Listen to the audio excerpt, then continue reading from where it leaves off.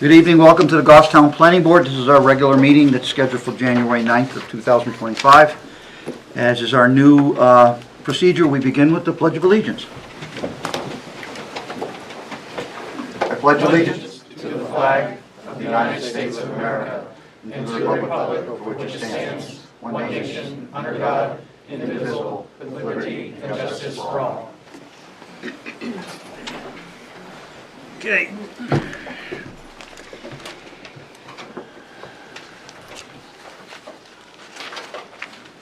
We'll do a roll call of the members here tonight, beginning with Dave. David Pierce, I'm an alternate member. Barbara Griffin? Brian Mazer. Colleen Mayu. Tim Redmond. Scott Ozana, Town Engineer. Philip Devanza. Carlos Adams, Select Board Representative. Joanne Duffy, Planning and Economic Development Director. Thank you everyone for coming. We have two sets of minutes to go over tonight. December 5th, 2024, not 25 as stated in our action items.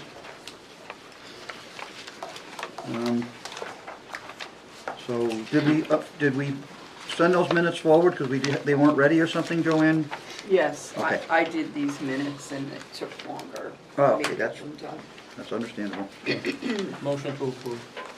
Second. With an amendment Please, on that motion? Yep, that's fine. Corrections. please, Dave. Not trusting my memory, I downloaded the video of 5 December and I'm sitting there. So I So you were in attendance? the first paragraph You is need to be added. corrected. Okay. I was in attendance. Phil, would you amend your motion? Yeah, that's fine. Yep, corrected. Barbara? Second. Amend your second? Yes, amended. Okay, all those in favor of the amended minutes, say aye. Aye. Opposed? Abstention? Motion passes. December the 12th of 24, again, it's listed as 25 on our... Anybody have any corrections or changes for those minutes? Motion to approve. Bill's made a motion to approve, Second. second by Collis. Any discussion on the motion? All those in favor say aye. Aye. Aye. Opposed? I abstain. One abstention. I'm abstaining. Two abstentions. Two abstentions for the record. Okay. Rest of the stuff, there's a traffic impact study for the subdivision in Hooksett on Hackett Hill Road. That was a request for the town of Hooksett because of a regional impact. And the next item is nothing we need to worry about. The board requested the minutes, so I had requested them from Brookfield. I don't know, had a chance to read them, but it doesn't appear that it has any impact on this town. Okay, thank you. But it was clear that the impact they expect to be Hackett Hill Road on the Goffstown side, though. Because it was the north Right. side was 20%, 80% was the Goffstown side. Okay. Yeah, the north side was like 44 cars a day, but they didn't explain whether cars would be heading towards Goffstown. They just said north on Hackett Hill. Yeah. It didn't have any further explanation of where the travelers are going. So it's if they're going to Concord, they're going to Manchester. Yeah. I will just note for the record, It's I hard to liked their say. Going to plans. Boston. You what? I liked their plans. Oh, okay. Okay. We're going to go on to our 25 proposed zoning amendments, second public hearing. So, board members, can we have Joanne just give us a brief overview of the article, or do we have to have a reading for the record as we've had at the first? I think an overview, since it's the second one, is fine. If somebody Okay, wants a brevity is reading, we good. can do it. All right, so Joanne, I'm Does going everyone have a copy? to, I'm going to There's charge, copies up on the table if anyone. If you're here for that, at the front row is here for the application. Yeah. Joanne, I'm going to charge you with giving a very brief overview. And actually, if it's simply a statutory requirement for House bills or Senate bills, that would be a very short explanation as well. But just keep it short and sweet, and we can get through these quickly. Okay. The floor is yours, Joanne. So the first article is Article 2. And what they're doing is they're just changing the definition of an abutter in the glossary. They've opened it up to other people than just the direct abutters.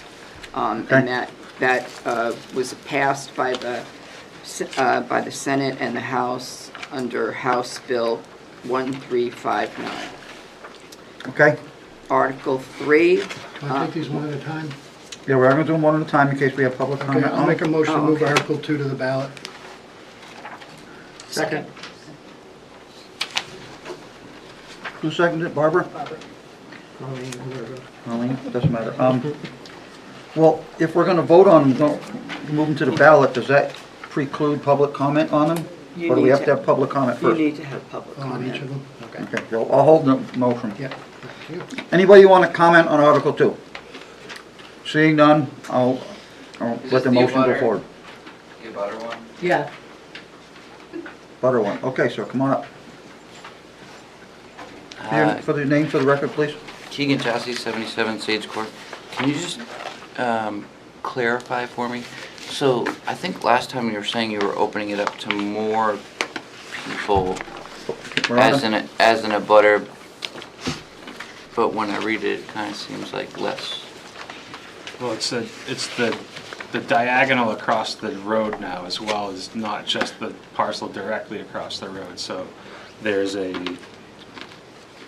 Theoretically, if your lot's all lined up, you would only notify 4 abutters because you have 4 sides. Right. Under the new one, you have to notify the landowners in between those Oh, 4 okay. sides, so that you'd actually be notifying more.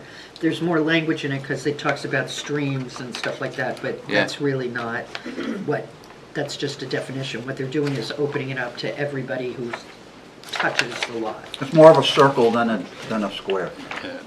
But in the same sense, you're taking out if somebody was like across town? No, it's. No, that was never in it. This Oh, has got to okay. do with notification.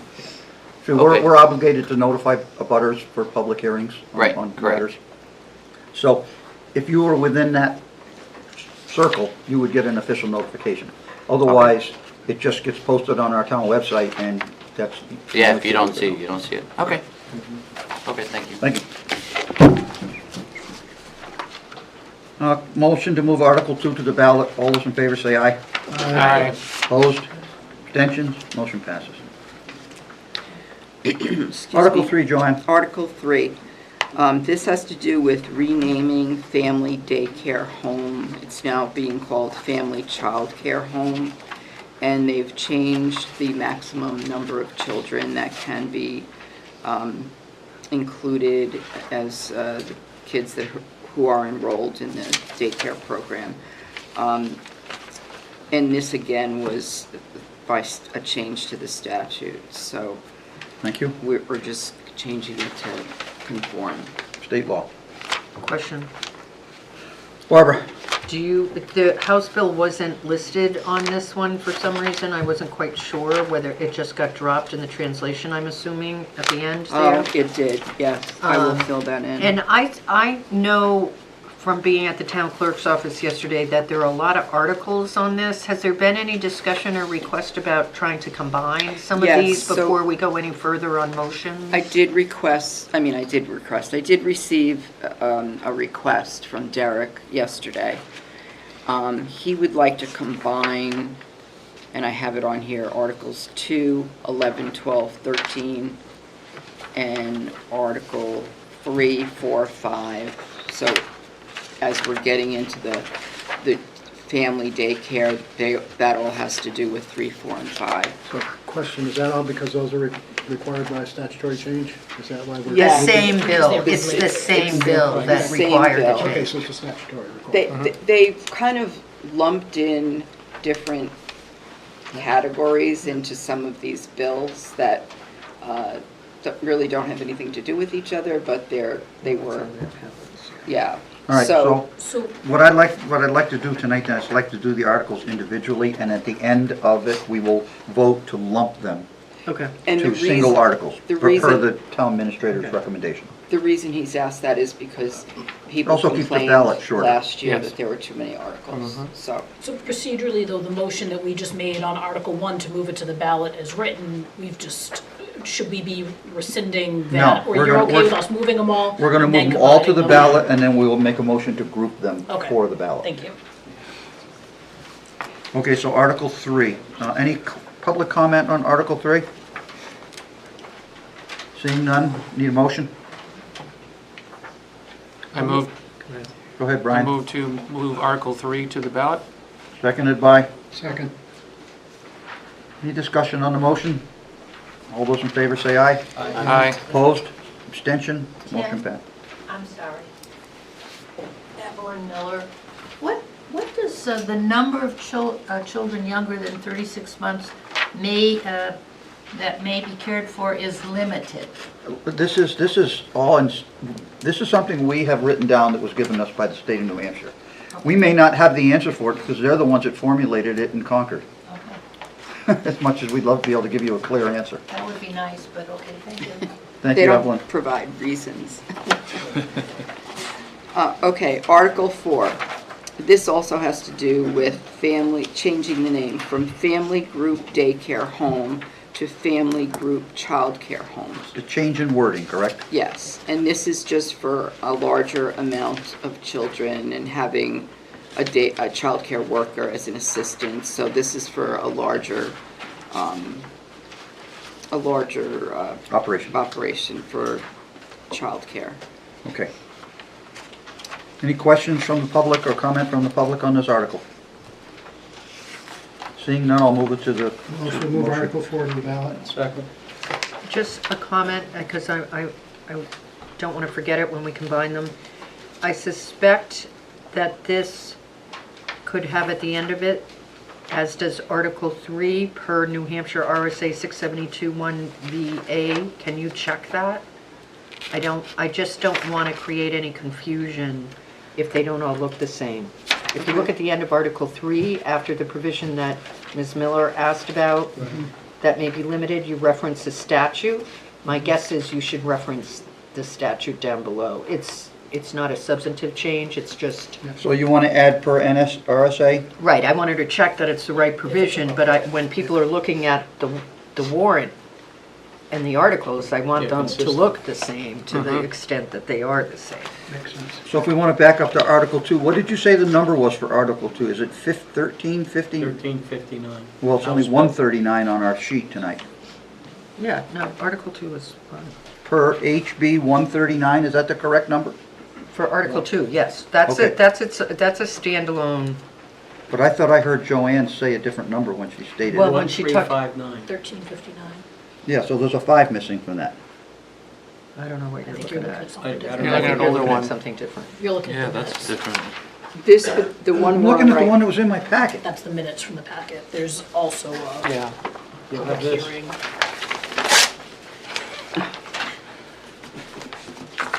there's also, under Article 4, this In our one is packet again? And it's got like In red a- lines Sorry, across the got it. back. House Bill 1567. Looking at the wrong one. Thank you. For which article? The one we're on right now. Yeah. It's per New Hampshire House Bill 1567. Right. Number 4 is, what is it? It says it's, Oh, it's at the very as it's bottom. stated, yeah. Okay. Sorry about the mess up, folks. All Now, right, if I could just add one thing, I don't believe that the town includes the explanation on the warrant. I think they just include it in that handout that is The mailed. voter's guide? Yes. Okay.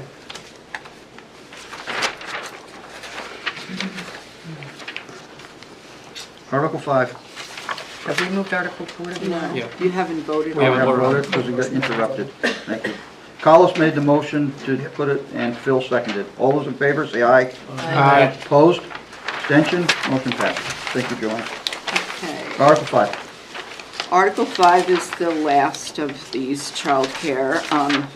So they're changing child daycare facilities to child daycare or group child care. These are tongue twisters. Could you just read what you wrote underneath Article 5? Yes, so this Just read new those words. This new definition will replace family group daycare home with child daycare or group child care. And this amendment is also in accordance with House Bill 1567. Thank you, Joanne. Can I think for clarification, because this article is not actually the definition, this article is what is saying that they shall be allowed by accessory use. So I Yes. think that we just need to clear up, when you look at the language in the red line in the language of the article, it's clear that it's the accessory use, but just that explanation you just read there underneath is about the definition. That's not what this article is doing. Okay. This article Oh, I see what you is stating mean. Yeah. that those types of childcare are allowed as accessory to any principal primary use. It's not a substantive change, but I think it's an important one, is that we say as defined in the RSA. That RSA is not actually defining, it's setting up the requirement that the town, so I'd say that is defined in should be in accordance with instead. And that, because that statute does say that they shall be permitted as accessory, and it further states that that they must require, or they must comply with childcare licensing requirements. So I don't want to repeat the childcare licensing requirements in our regulation, but I think it's important to just say that in Yes. accordance with, then we'll capture that. Yeah. So you want to remove the word defined in, is that what you're saying? Instead of as defined in, it should be in accordance with, and then we just will clean up that description at the bottom, the explanation for the voter's guide. Okay, so, And this will allow someone who would like to do daycare in their home to not need any permission from the town or a site plan or anything like that. all right, so the request is to change the word as defined in to in accordance with. Article 5. Anybody from the public like to speak on Article 5? Good. Motion, please. Motion to move Article 5 to the ballot. Second. And a motion to move it to the ballot. Any discussion on the motion? Seeing none, all those in favor say aye. Aye. Opposed? Abstention? Motion passed. Article 6. Okay, Article 6 is also a statutory requirement that is new this year. It is an amendment to the ordinance that a two-family with a studio and a one-bedroom under 1,000 square feet that meets the workforce housing requirements will require 1.5 parking spaces per unit. Currently, we require 2. Okay. A multifamily with 10 or more units will require 1.5 parking spaces per unit. Currently, we require 2. And then I added in, guest parking shall be provided in the amount of 0.25 of the total number of units, because we always seem to go back and forth on that, guest parking. Meets the statutory requirements of New Hampshire Bill 1400. All right. Any public comment on this article? Joanne, my only, I'm fine with the article as it's written, but in the red line that you provided, that guest parking is actually not added to the table. So when you're Oh, that's a good catch. doing Yeah, I thought I that, we did can do just that. make sure that that gets added. Thank you. Sure.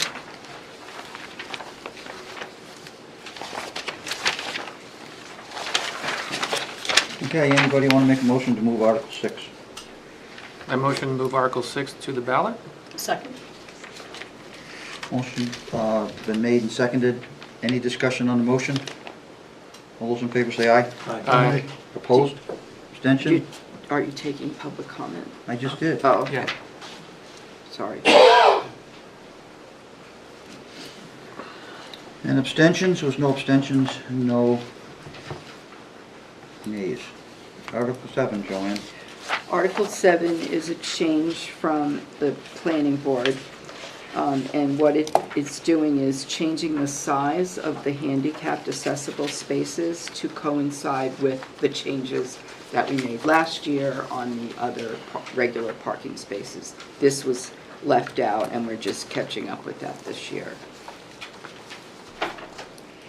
Okay. Public comment on Article 7. Board members?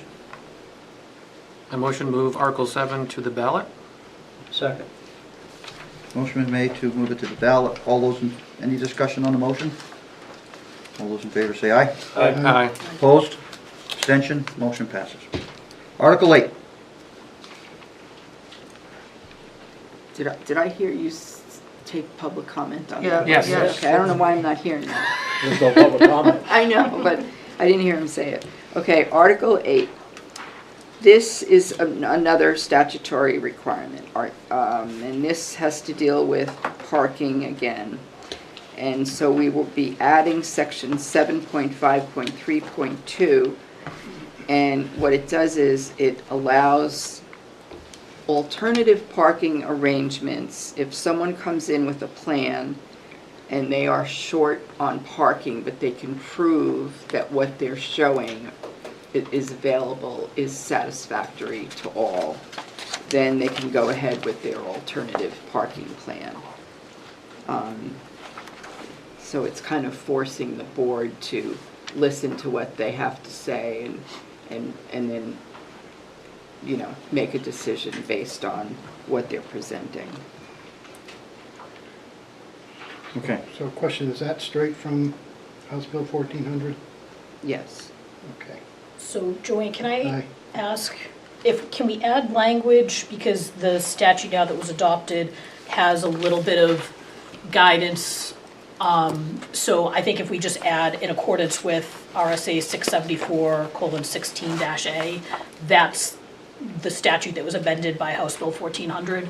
So just adding that reference, I think will at least give something to go back to, because I think there is a little bit of detail in there on if we must accept it or must Right, consider it. So right. just having that statutory What was that reference. RSA?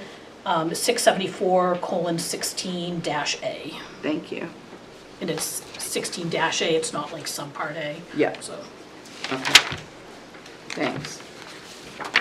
So Okay, public- to be clear, this just simply says that we're required to consider alternative parking, not approve them, but consider them.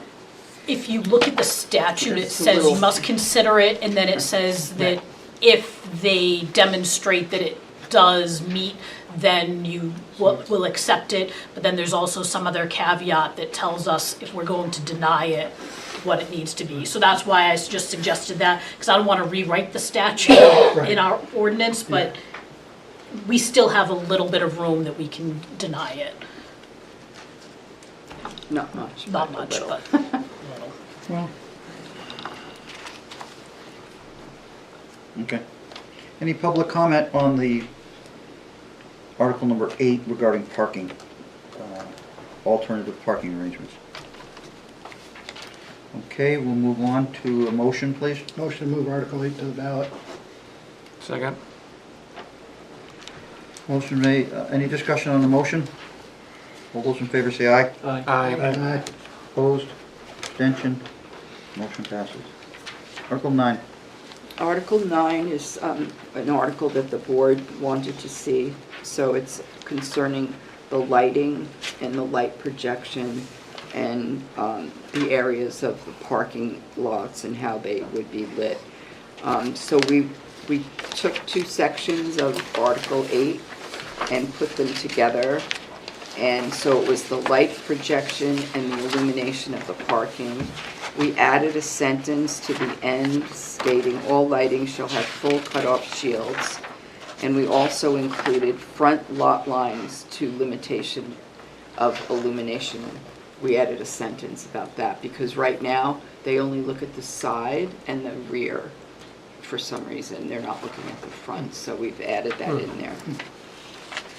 Okay. Can I, Joanne, sorry. When we discussed this last time, I know we had talked about, because the language here that you've added is now lighting fixtures used to illuminate parking areas shall direct. I believe we had discussed eliminating that used to illuminate parking areas because this section was intended to cover basically any external lighting, whether it's illuminating parking areas or other areas. So, and I think that that was also intending to eliminate that illumination of loading areas. loading area Because one, yeah. basically everything is all covered now under this 8.3. So I think 8.5 gets deleted and 8.6 gets deleted. Correct. So, all right, I don't think that's a substantive change, because I think we talked about that at the last meeting. I just want to make sure that it's clear that 8.5 and 8.6 get deleted, and we're deleting that part used to illuminate parking areas will be stricken, because this is basically all exterior lighting is going to comply with this section. Okay. Barbara, does that meet with you? So at That's least what 3 Scott- people understand what you said. Yeah, I remember that from the last Yeah. one, Yeah. too. And we Now were we got trying, 4. yeah, because we talked about the loading area. yeah, we're trying to simplify so that all of the exterior lighting needs to meet these criteria, and we're not Right. trying to distinguish. We've had some issues with complaints All right, about some sure. lighting. All right, so let's move on for public comment on Article 9. Please come up. We know who you are, but say it anyway. Evelyn Miller, Thank you, Evelyn. does this include Christmas tree, Christmas and LEDs and does it include some of that? Well, what is this, Joanne, what is this article working with, our night sky requirements? We, do we, Quick Just the answer is outdoor no. lighting. I don't think we have a night sky ordinance. Well, we I didn't have see nights, anything. we required crazy. lights to be shielded to prevent, The lights have to be shielded and they're facing downward. well, But, we've always called it that, even though it may not be the official name for it. That's the practical Um, intent. but yeah, we don't have any like official night sky. So what is the intent of this article for Evelyn's discussion, so she can ask So about I Christmas would lights? say no, because that's seasonal, unless someone leaves it up all year and it's bothering people. Most of those Christmas lights are very low on, I mean, they have a whole Intensity. bunch and then it looks very bright, but most of the lights themselves are low. This regulation per se has to do with plans that are before us that we're approving, so we would not be approving Right. Christmas lights that somebody Yeah. puts up. It's, I mean, it's that's lights the- on the poles So and we the might drive building. by them on October 15th and think they are too early. We cannot Hang on, control. Evelyn, Bill wants to speak. Yeah, no, just point out that basically what this is this is for illumination of the property that's on the site plan. So things that are not on the site plan don't come through this, and as Barbara pointed out, it's what's before us. So we've had complaints about the pole lights. They can only be 25 feet, but then sometimes they're shining this way instead of down. Or the lights on the buildings, you know, that kind of thing. I just want, it's just beginning. The festive lighting, Yes. and it has gotten pretty extreme. But anyway, you'll probably have to deal with that Well, some it's a other business, time. it's a business now too, where it used to be, we used to Yes. just go up on the ladder and hang them on our Right. houses ourselves. I know. I think that's up to the selectmen. It's to enforce. quite dramatic, but anyway.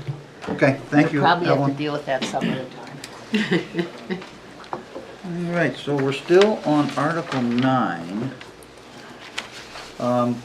We finished public comment, correct? Public comment is done? Yeah. Okay, I'd like a motion, please. Motion to move Article 9 to the ballot? Second. Motion's been made second. Any discussion on the motion? All in favor, say aye. Aye. Opposed? Abstentions? Motion passes. 10, Joanne.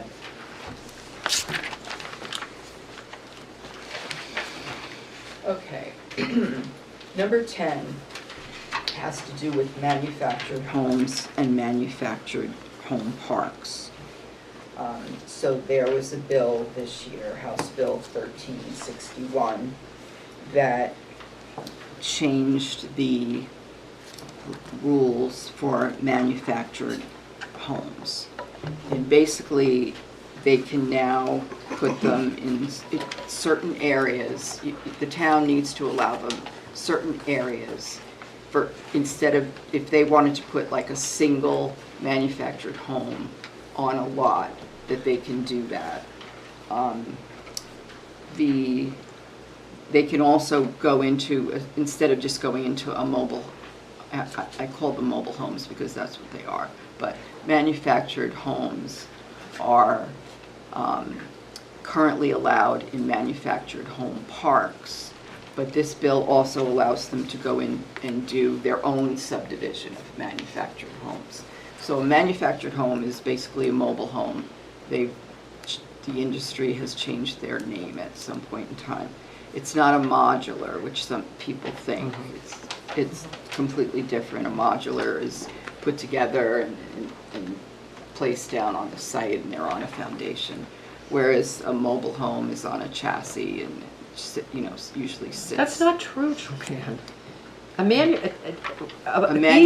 manufactured home is not sitting on a chassis on a lot. It's sitting on usually a foundation with a crawl space with a foundation wall around it. But they do have wheels on them, is what I'm trying to say. No, they No, don't. I think they can be both, They're mobile homes, the manufactured housing. because I think both are technically manufactured, like the mobile home is a manufactured I home think, and I it's think we need modular. to, I think we Wait, need to, wait. I think we need to peer into the minds of the legislature and figure out what they defined it as, because we have our own definitions. I don't know that they have defined it, Well, then maybe we But- should ask for something. But there's another point. but the other point is that they're also looking at introducing another bill this year. One of our state reps, Joe Alexander. Well, can we not talk about what they're going to introduce, because it's not Which- germane to tonight's discussion.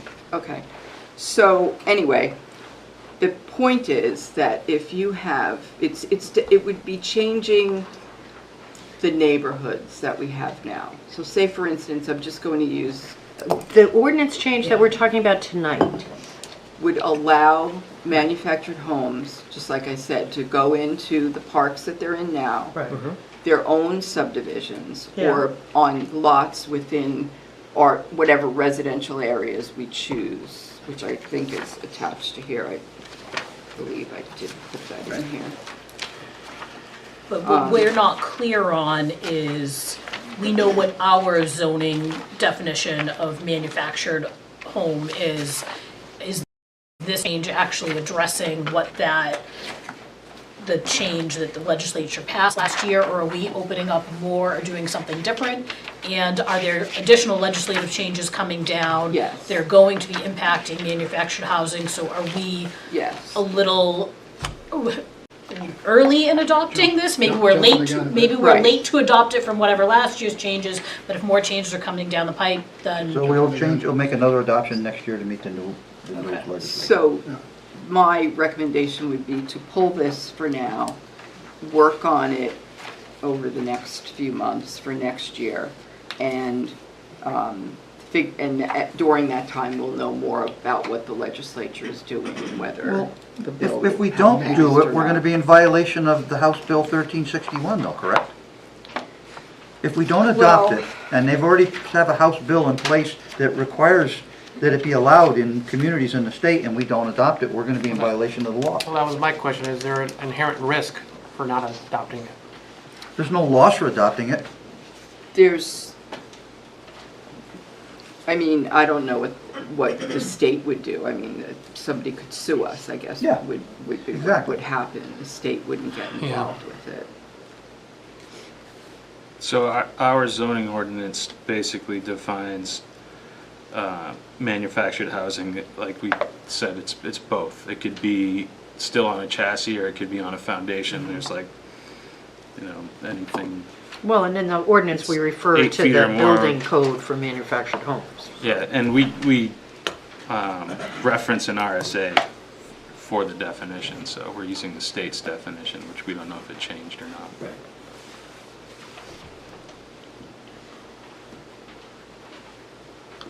I don't think we're opening ourselves up for any kind of problems if we adopt this as a zoning amendment. And then if the law changes in this session of the House, that we adopt a new rule next year that complies with whatever has been adopted at the state level.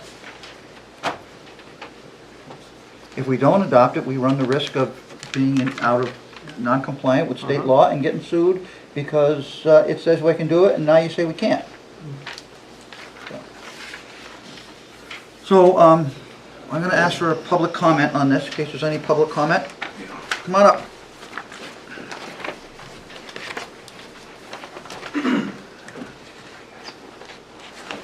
John Pavelis, 44 Acorn Drive. John? The only fear that I kind of see with this, and I know you guys mentioned about being sued, I mean, without knowing the timeline that the state hasn't given, if you adopt something like this and they allow manufactured homes on individual lots, I know that there's upcoming plans that's potentially out there.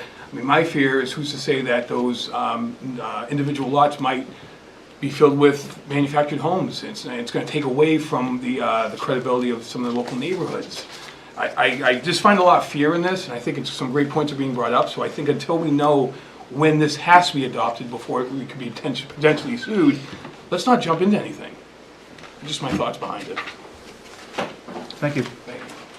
So, those of you who know about House bills, just a second, Len. Excuse me. It says per House Bill 1360. Does that mean the House has set this, or is this waiting for the governor's signature, or No, what does that that means mean? this has been enacted Yep. at this point. This is from the previous session. Okay, so this is This isn't part of the bills that are now currently being considered. So once a House bill is adopted, just for one who doesn't know how it works, once a House bill is passed, does that mean it becomes law? No, so the effective date on this one, it was signed by the governor in May, and it was effective July 19th, 2024. So So it's it's run been, it- it's in effect now. It's run its course. Yeah, It is law. it's been signed and in Then effect. why isn't there an RSA number in this paragraph? Because when you get the NHMA bulletin as to what you need to comply with, they haven't assigned the numbers yet. I mean, that's why we'd have to figure it out. Yeah, so it's an amendment to certain sections of 67432. So they just describe it by the House bill, but there's a number of sections of that existing statute that were reworded for this requirement. Okay, we're still, excuse me, we're still on public comment? Good evening all, Leonard Stewart, Riverledge Drive. I must speak in the defense of manufactured housing. As some of you may or may not know, I live in Medville, which is the manufactured housing community in town. I have been active in various organizations, including ROC NH, which is the resident-owned communities group. Mobile home is a misnomer. Manufactured housing refers to stuff that has been built in a factory. They are delivered on a chassis.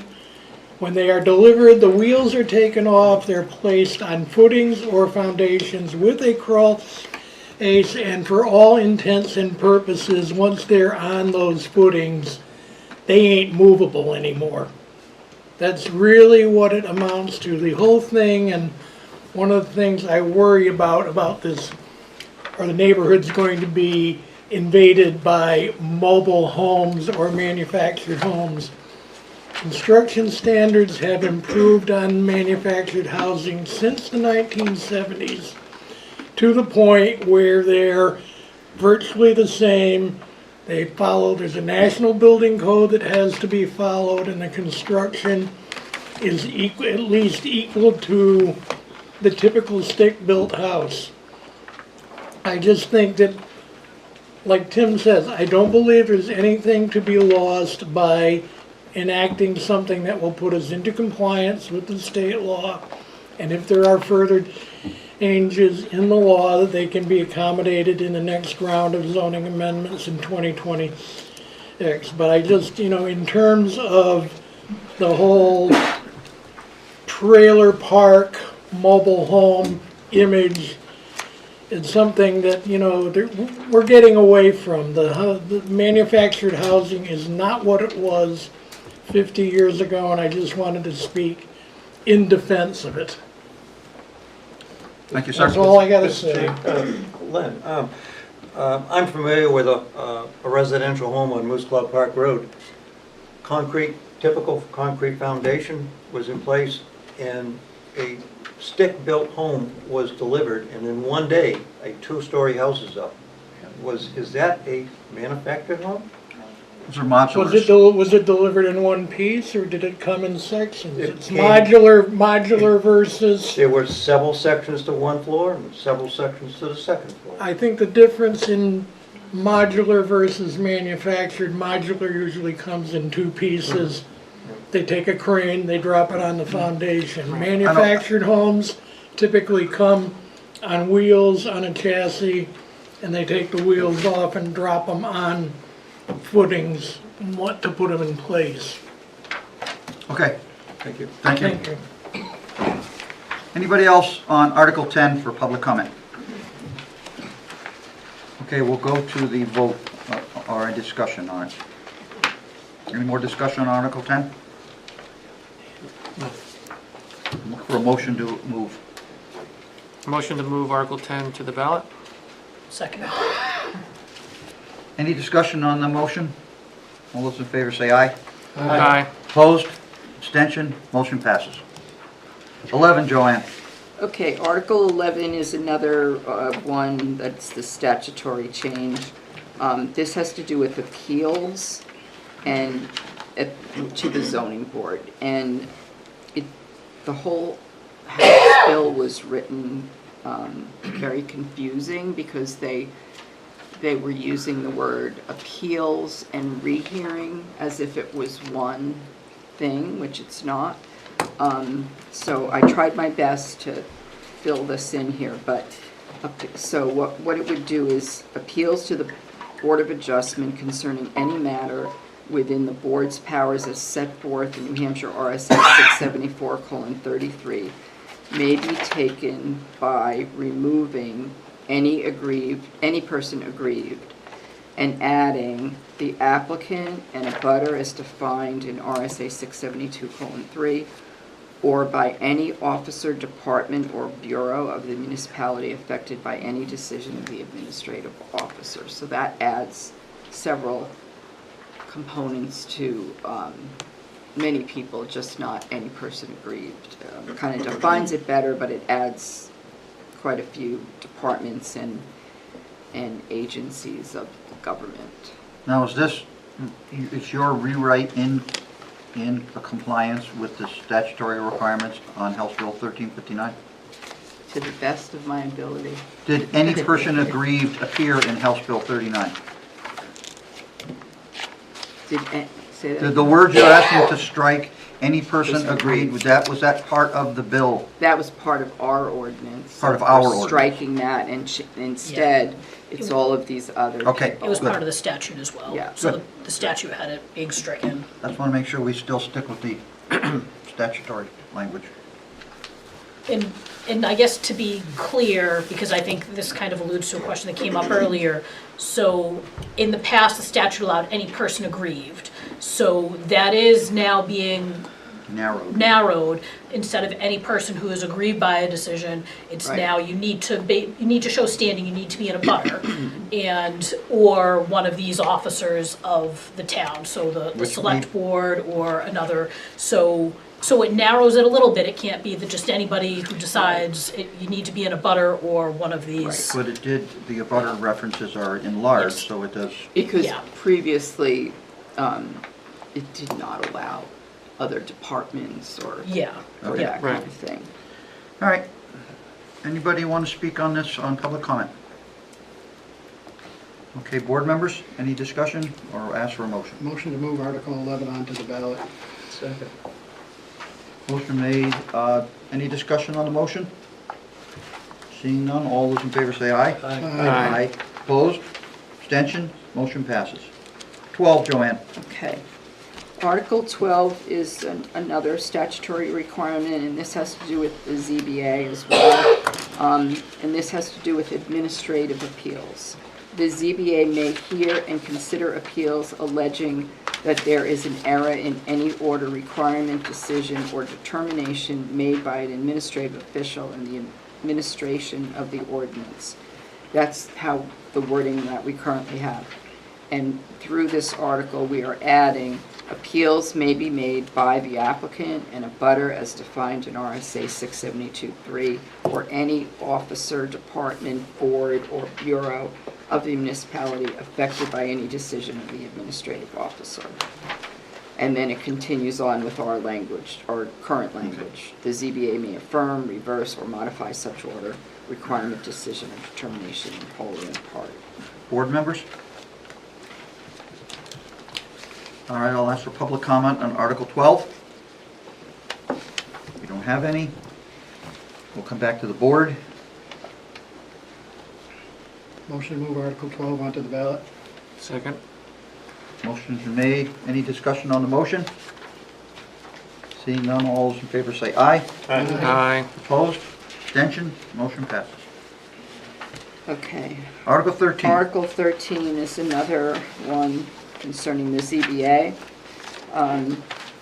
This is section 15.3.7.7, rehearing, amend this section to identify which parties can request a rehearing before the zoning board of adjustments. So there's new language in our ordinance, or for our ordinance. Let me just get that, what it is. Okay. There's, Does it follow the trend of Articles 11 and 12? yes, Okay, so that's all we need to know. it's a lengthy paragraph. That's all right, we don't need to hear it. But it follows the same pathway that 11 and 12 do, and it lays out who is considered eligible to make a complaint or not. Correct. Okay, good. Public comment on Article 13? Okay, board discussion?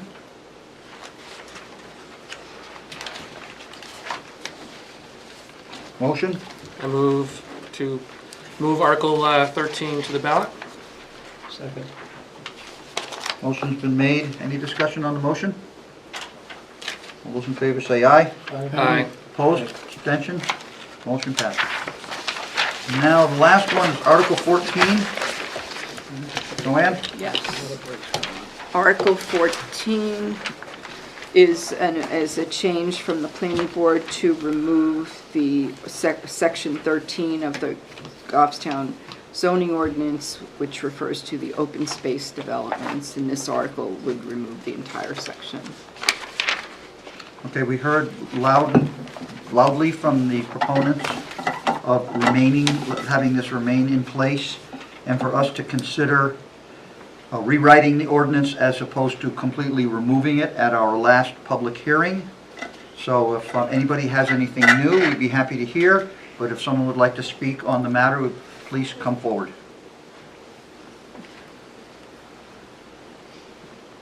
Good evening. Good evening. Bruce Electric, 50 Gorham Pond Road.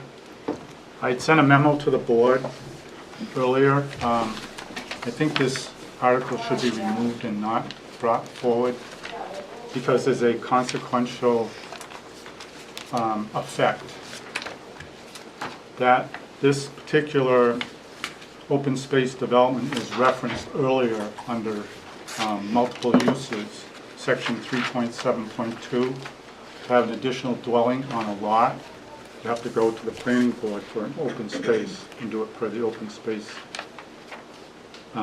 ordinance article. If you remove that, we have no place to go if somebody wants to do a multiple separate dwelling unit on one lot. So I think that if you can rework it, if you have time, but I think it'd be Sort of the direction. premature. I'm sure that's the direction we're heading. And I did watch the video of last month, so I wasn't able to attend. I'd be willing to volunteer on a subcommittee that was a discussion. Okay. That's a possibility. I'm willing to volunteer my time. Thank you for your help, sir. Okay? Thank you. Anybody else want to speak on this article?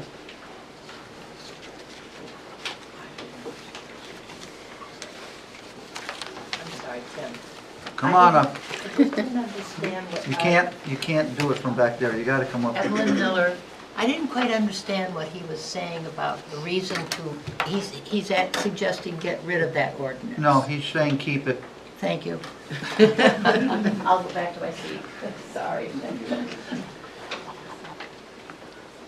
All right. We'll leave the public comment open for a minute. Any board member have any comments on this article?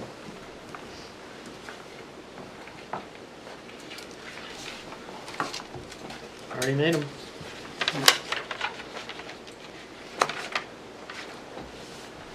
I think we heard it. I will ask the chair for direction after this motion and vote as to whether to discuss further direction now or under new business. I don't think it will take too long. But, you know, I this needs to be reworked. I think we all agree when we look at it that it needs to be reworked. My concern is that we have a hard time getting things completed because we have a lot of volunteers. We have development regs that we've been working on now for a long time, and I don't want this to go by the wayside. So I'm going to make a motion to move this to the warrant, and I am going to assume it is going to fail. I am going to vote against it because I think that's the cleaner way to get rid of it. So I will make a motion to move Article 14 to the warrant. Second.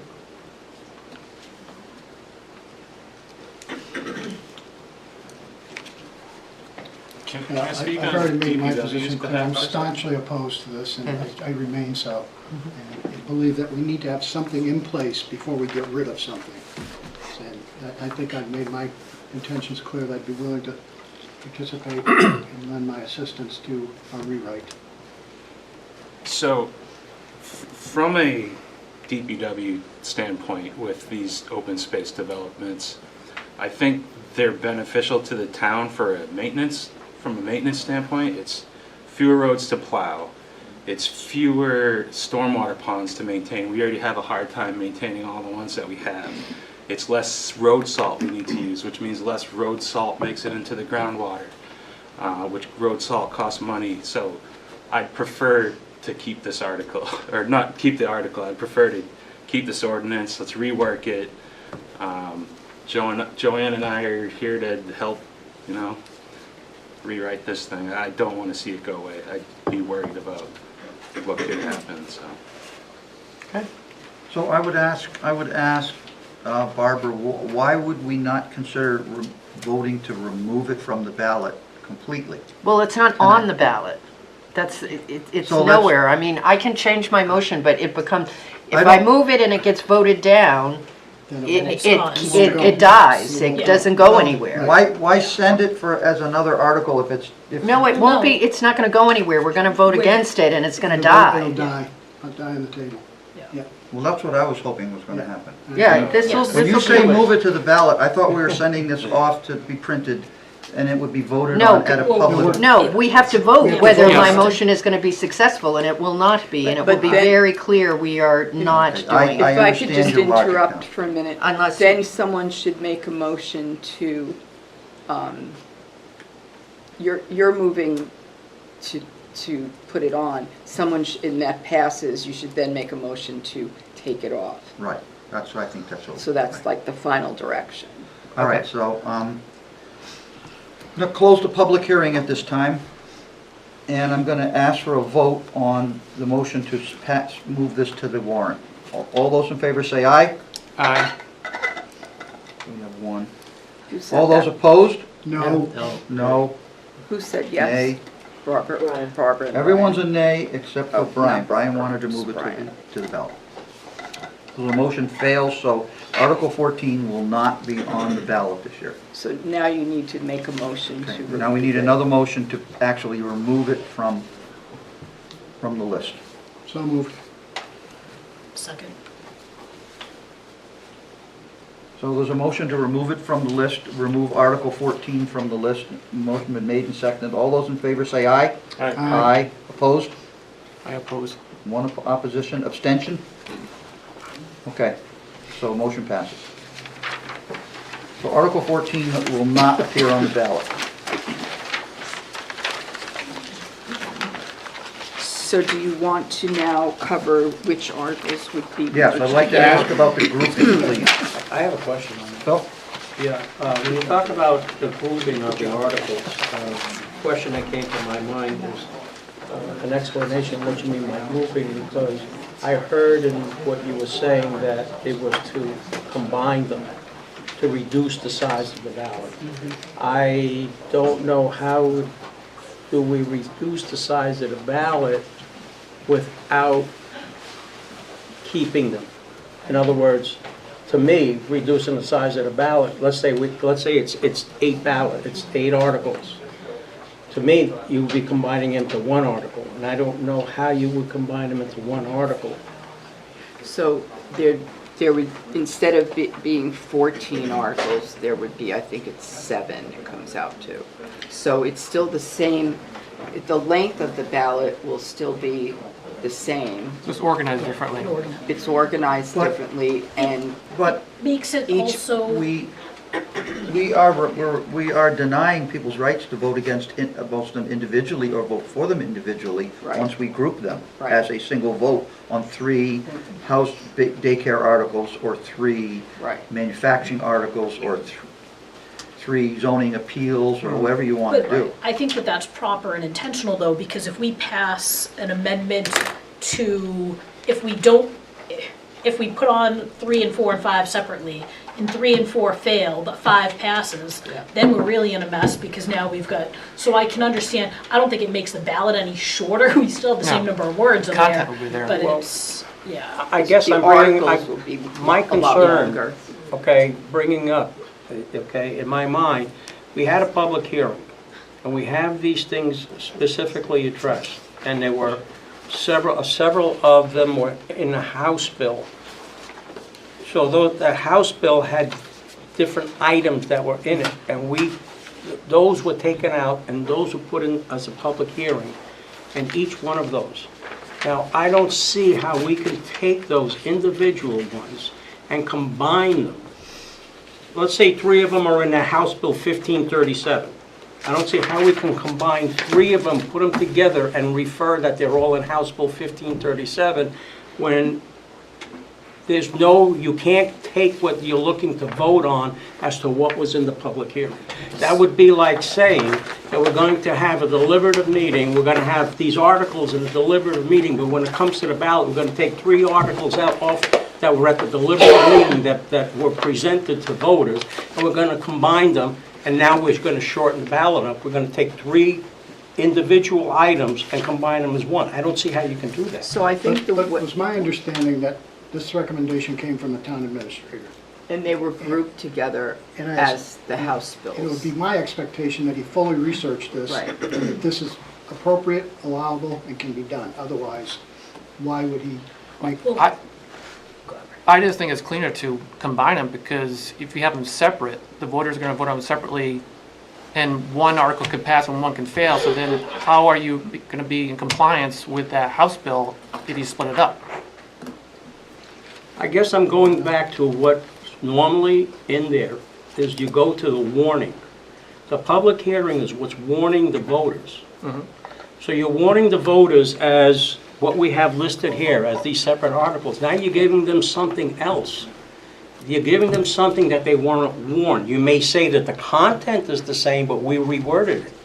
That would be like having an article that's on the public hearing, and now we change the wording in that and put it on the ballot. We're combining them. I just don't see how see we what- can do that. I see what you're saying, Phil, and I agree that ideally, when we posted, when we had our first public hearing, we should have had these all kind of Right. situated, and that's why I kind of asked at the beginning of the meeting, do we want to really talk about each of these individually, but then we're combining them after, but I think we're still in a public hearing, we're still in, so they're not substantive changes. I think it would have been cleaner if we had, 3, 4, and 5 were lumped together before, but I think now, while we're still in the public and before voters' guides are going out and before we're closing a public hearing, we're still in the daylight here trying to say, this is how we're combining these. The minutes are gonna reflect, okay, we had these articles, 14 was off the table, 3, 4, and 5 were combined. It's a little messier, so to your point, I get it.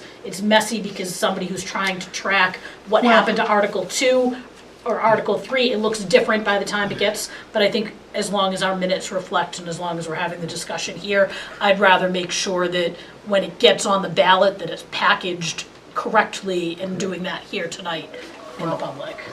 I would suggest that we send it as is to the government, selectmen and the town administrator, and if they choose to combine them, that's their authority. I don't think it is. These No, articles are planning. No, it goes ours. in Our purview. These Well, are ours. then I think we should leave them individual, because they represent individual actions and individual statements, and they're not all the same, and once you lump them, you run the risk of something failing that Sure. And that's why we have House bills that have a million things in them. So, to Phil's point, I would like to, if the Board of Selectmen and Legal Counsel have determined that it is permissible to put the zoning articles together that are the result of the same House bill, and leave it at that. I understand Phil's point, but if we had decided to not place on the warrant number 4, 7, 10, and 12, all of the warrant articles after 4 would have had a different number, and you would have had the same problem tracking them. We do tend to get sort of caught up in what number things are, so there's always some confusion in tracking it, so. Do we have to decide this tonight? Yeah, because this is the last shot at it before it goes. They're setting that. Well, we can agree that we want to put these on the ballot, but the grouping, could we get an opinion from the select board and the, because Collis said he assumes. Well, we're assuming Derek has gotten an opinion, it's okay, so. Well, I wouldn't make Well, that assumption. Well, I'm not making that assumption either. I wouldn't make that assumption. It's my understanding that this came from Derek. The Well, if somebody recommendation- wants to call Derek and ask him Well, if he did. and I'd like to know if he sought legal guidance. And I'm not looking to run up legal bills for the town, but if it's that important, maybe we need to get guidance if we think this is important. Kind of last minute thing, the second, we get this email the night of our final hearing instead of having a week or two notice that they wanted to do this. I agree with that. I'm fine with leaving things separate. I don't care how long the ballot is or how Yeah. short the ballot is or whatever. Let's leave things separate, but I personally would like to recommend minimally that we combine Articles 3, 4, and 5, which are related to the daycare, because if 3 and 4 fail and 5 passes, we've created a problem that we can't regulate in our ordinance. So I would suggest that regardless of everything else, because all the other ones that came down by statute, if one fails and another passes, it's a mess, but it's not. It doesn't matter because But- it's a statutory law. Yeah, but I think that 3, 4, and 5, so regardless of, I understand the preference of the town administrator, but for me personally, I think I would like to see those ones lumped together.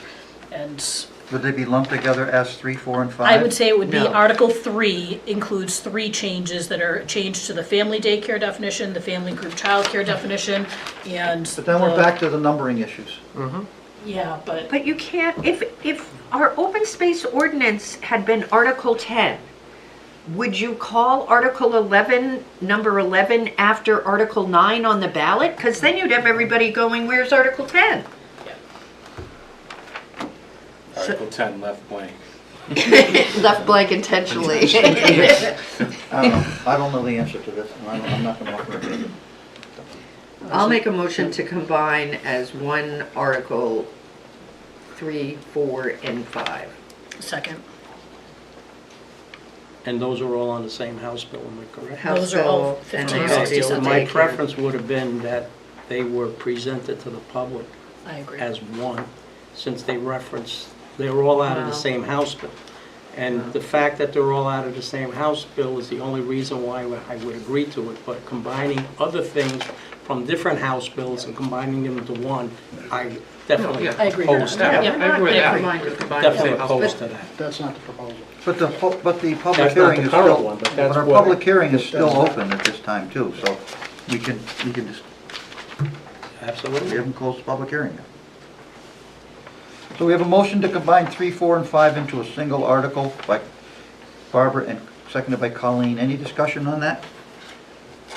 Mr. Chair, Ron, please? if this motion passes, what is preventing us in public hearing here to change the title of Article 6 to be Article 4? And they're all sequentially numbered. Yeah. Well, that's usually that's done gonna happen administratively Yes, when yeah. they do the warrant. We acknowledge that that's going to occur. So, Are we talking about numbers because people read your articles at home, they make a cheat sheet in and they vote by the number? They don't actually read the article at the ballot? But they won't have that That's until a big part of it. Yeah, But yeah. when that, Voter guide. what is it called again, voters Voter guide? guide. When that goes out, it'll have the Everything will right be number. numbered correctly. Correct. As it's going to appear on And the that's map. usually what they bring with them to vote. All right, so are we gonna leave the motion to combine 3, 4, and 5, or is it being amended? No. Phil, because you sounded like you wanted to amend it.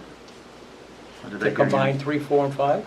Did you want to add another one to it? Oh, no. I said I would be opposed if we were gonna add something, because we had different house bills. These are the same one. And I didn't wanna combine different house bills. All right. And my So- preference would have been, what I stated was, my preference would have been that they were presented Yes. as the combine of what we're talking about now. The only thing that, other question is, I don't know if the voter's guide is gonna say that these articles were combined.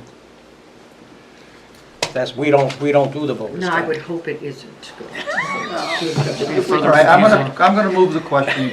There's a motion on the floor to combine 3, 4, and 5. Any discussion on the motion? Seeing none, all those in favor say aye. Aye. Opposed? I'm opposed.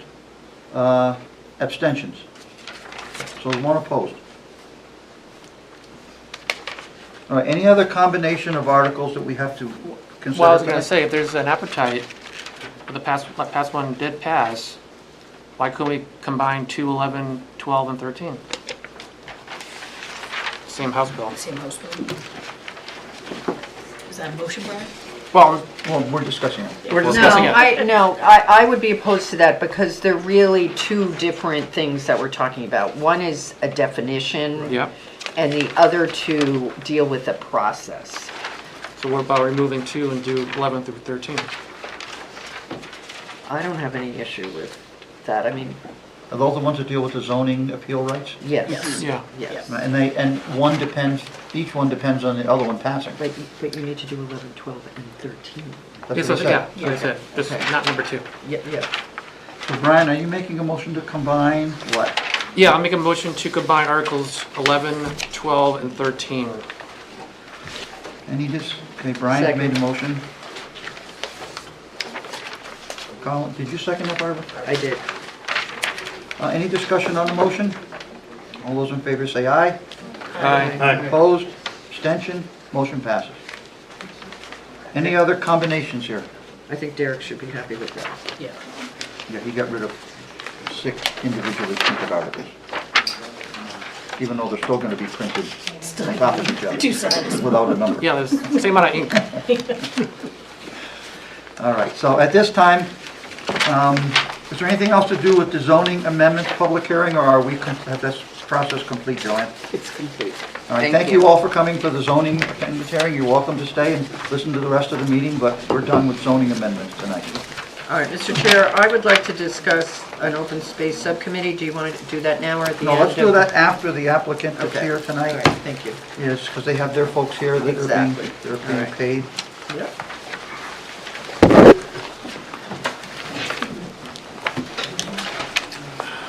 All right, Joanne, can you fill us in on what we're doing here tonight? Yes, as soon as I find my paperwork.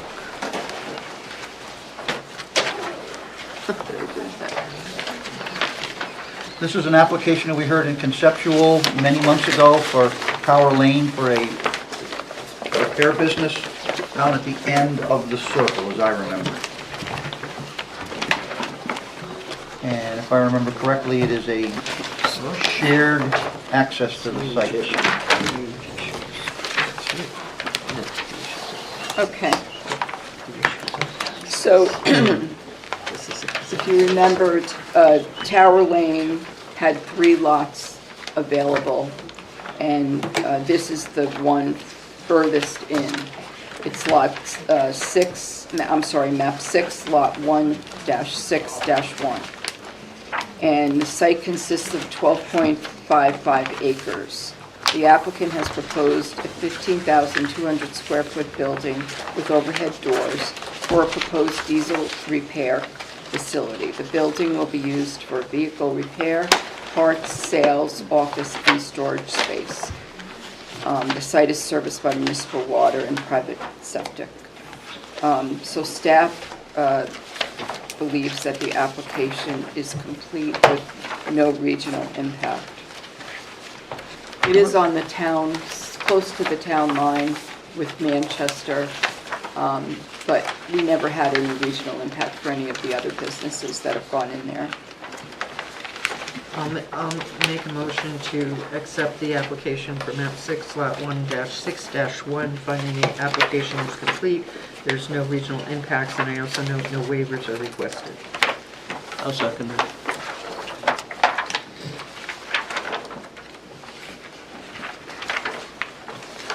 The motion is made for the, find that the application is complete, ready to review with no regional impact and no waivers requested.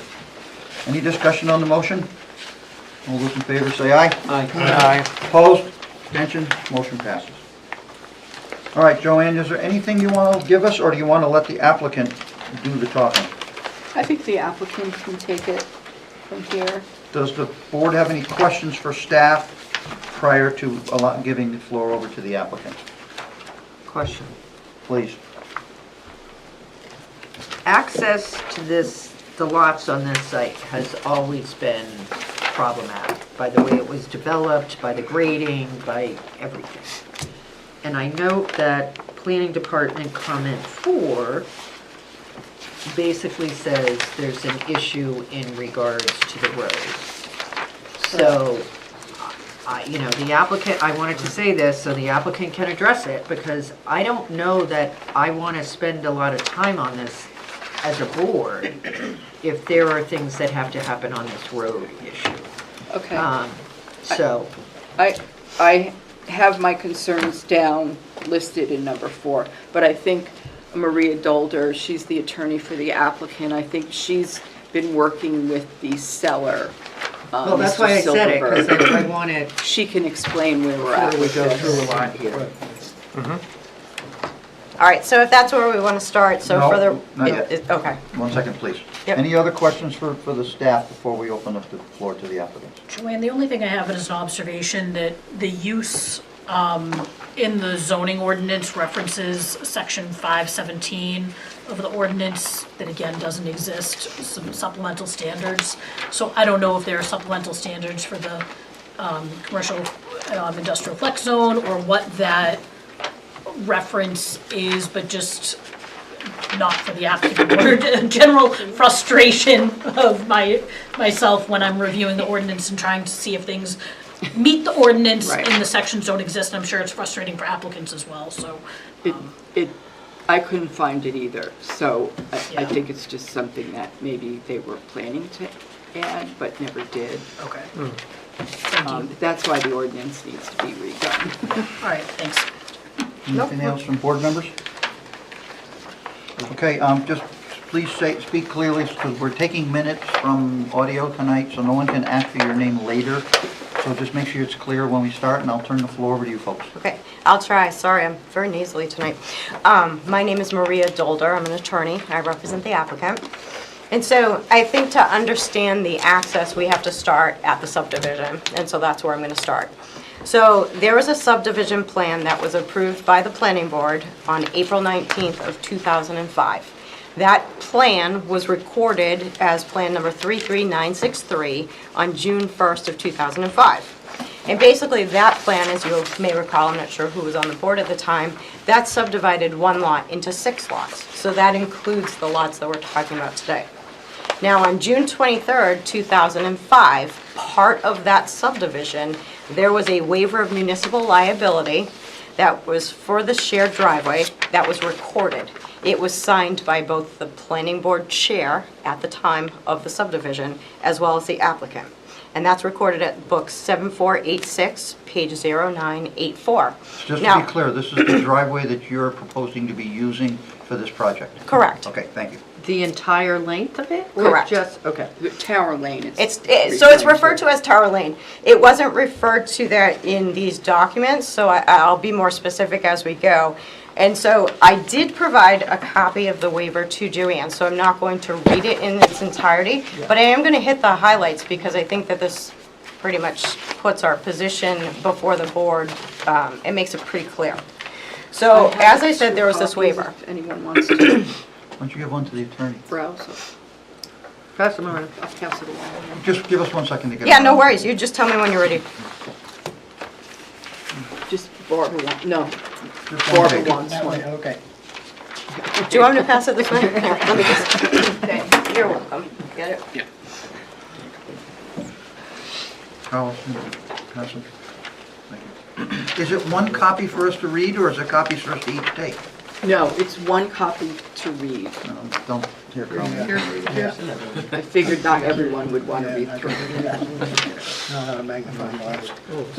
All right, please continue. Okay, so just in a nutshell, like I said, I'm going to summarize it for you to hit the highlights. The waiver says very explicitly that at the time of this subdivision being done, the applicant, which was at the time was Silver Bow, and the town agree that Silver Bow was allowed to subdivide this property, including lots 1, 1-2, 1-3, 1-4, 1-5, 1-6, including 161, 162, and 16, to be served by a common driveway, as shown on the subdivision plans, which is the subdivision plan that I already referenced, which is recorded at 33963.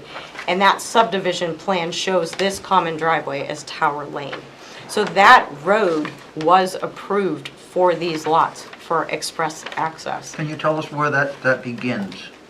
Where does this common driveway begin? At So it's what point? on the original subdivision plan. Does it begin where the, So can you show do you have a copy of the original subdivision It's plan? at Goffstown Back Road. So it starts at Goffstown's back road and goes all the way to the, so they're talking about that being a shared driveway from the back road all the way to the lot in question? correct. Okay, thank you. I just want to make sure I understand where Yep. beginning and end was. No, so, do you have it? That's 33963. Do you want me to pass along? We do have the original subdivision plan. So it basically, if any of you can see it, it starts here, it goes all the way down to this circle. And that was included on that plan, referenced as Tower Lane. It's part of this. And is so it recorded? It is recorded. Thank you. Can we, I think it will make everybody more comfortable with this Yeah. and understand what's going on if you refer to it as it is referred to in the waiver of liability, which is a common driveway. Yeah, that's what I did say. But everybody asked me to clarify, because what it is in the waiver, it's... But when it's a term- driveway, we have a better idea of what we're talking about. When people start talking about access or roads, everybody thinks standards. Sure, exactly. And I think that that's part of where people are getting a little confused. Right. So when this was originally approved, it was approved as a common driveway. That's how this subdivision was approved. Now that common driveway is called Tower Lane. Right. So I think that's where people are getting a little hung up. right. And so I want to be clear that this waiver then goes on to say that the town has no responsibility to maintain this. It has no, including like snow plowing, maintaining the road whatsoever. That Silver, you love this. That Silver Bow, all of its successors and assigns have to abide by this. So that means you've already got it. everybody who You want buys one of those lots is bound to this particular document. It goes on further to say that all of those lot owners have to basically release the town from any liability. That anybody who buys a lot in here, not that I think that these aren't residential uses, but it does specifically state that anybody that uses these lots will assume their own responsibility for transporting any children amongst your schools. And then the last part of this, which I'm sure you're going to really love, is it says that this common driveway is to be repaired and maintained in a good and passable condition as determined by the Goffstown Director of Public Works. And so, That's not me. no. Oh, you're lucky. Yeah. So he's lucked out on all fronts. So it's our position that, when this subdivision was originally approved by the planning board, this is how it was approved. And under, RSA 64141, it very specifically states that you don't need any other approval to erect a building on a street unless, if that street was already shown on a subdivision that was approved by the board. And it's very clear that that's how the subdivision was originally approved. So, Maria sent this to me a few days ago. That's the first time I've ever seen that document. even when they came in for other site plans. I was never aware of that document, it's not in our files. So I guess the issue right now is none of those places have maintained other than the self-storage facility. And the self-storage facility is sort of stuck with it is because when they came in for their site plan, that was one of the things they agreed to do until it was taken over by the rest, but that has never happened. It sounds like they didn't do enough research. They seem to think that the town was going to take it over because they reached out to DPW at some point and asked for an assessment of the road and for when the town would take it over, and we gave them like a list of improvements that would need to be made. And at the time, we weren't aware of this document, and I think when they saw the list, it scared them off. Yeah, and I'm not clear why the town doesn't have it. It was returned to the planning board from the registry, so I don't know what happened to it, but I guess I would like to just back a little bit because my client did speak to the owner of that gas station, that location, and he said that he has spent $150,000 on paving the portion of that road and driveway, and another $75,000 to put a top coat on it. So he claims that he has done some pretty extensive. There has been a top coat that was done basically from Goffstown Back Road to where the road splits, and then Down, I don't know, like 50 down some past odd the feet second beyond driveway, the second to the driveway, second yeah. driveway. So I don't know when that was done. It was done before I was here, but it is apparent that was done. He says he does. He says he uses that access. He said that he uses that access for his property. He said that the self-storage uses it, the sports dome uses it. I mean, Somewhere along the line, someone decided to build a road that they thought was going to be up to town standards. Whether it was the original landowner who owned all the subdivision lots in there, because they went to some tremendous expense to build a road down with a cul-de-sac for a driveway. correct. And it sounds like that person who built that road now no longer wants to finish the project. He's sort of dumping it in the laps of the people who want to buy the land down there from them. So you have documentation that if it's verified, and I'm not saying it's not true, but if it gets verified, that we'd have no right to tell you what you can do with that driveway. We can't stop you from doing anything if that's all verified and it's all signed and recorded. I mean, that's our position. And in addition to the Tower Lane, there are easements that come off of Tower Lane, which would lead to the property that they're looking at right now. So they would come off of Tower Lane and then they would enter through easements. And those are also recorded, so those are also documented. And just, you know, I understand what you just said, and you are correct, but I just want the board to know that my client is talking to the other property owners about how to maintain it, because it is their responsibility. Anybody that purchases under this waiver is tied to maintain it. I think that if you go back to what the thought process was that the road was going to be finished, the ditches were going to be restored to the standards, the top coat paving was going to be installed, crack sealed, all that kind of stuff, to be requested to be accepted by the town of Goffstown at some point. And that's a process that's, you have demonstrated you can build there as a driveway. If it wants to ever be maintained by anybody other than the landowners, the other process has to be followed to complete the road to town standards, and then request to be accepted by the Absolutely. select board. So that's, Yeah, and I agree 100% with that. At this point in time, my client is not asking for the town to take it over. No. We're just asking to develop the lot, so. So does this, if this is it's a common driveway. it's a driveway. But, so then these lots don't have frontage on, Nobody is. nobody has But frontage, they- because the frontage is just on the but they've already- driveway. But it's already, the plan already, It's all approved. it's approved, it exists, the lot exists. It was just approved without any frontage, but so I know you said that you've got this information.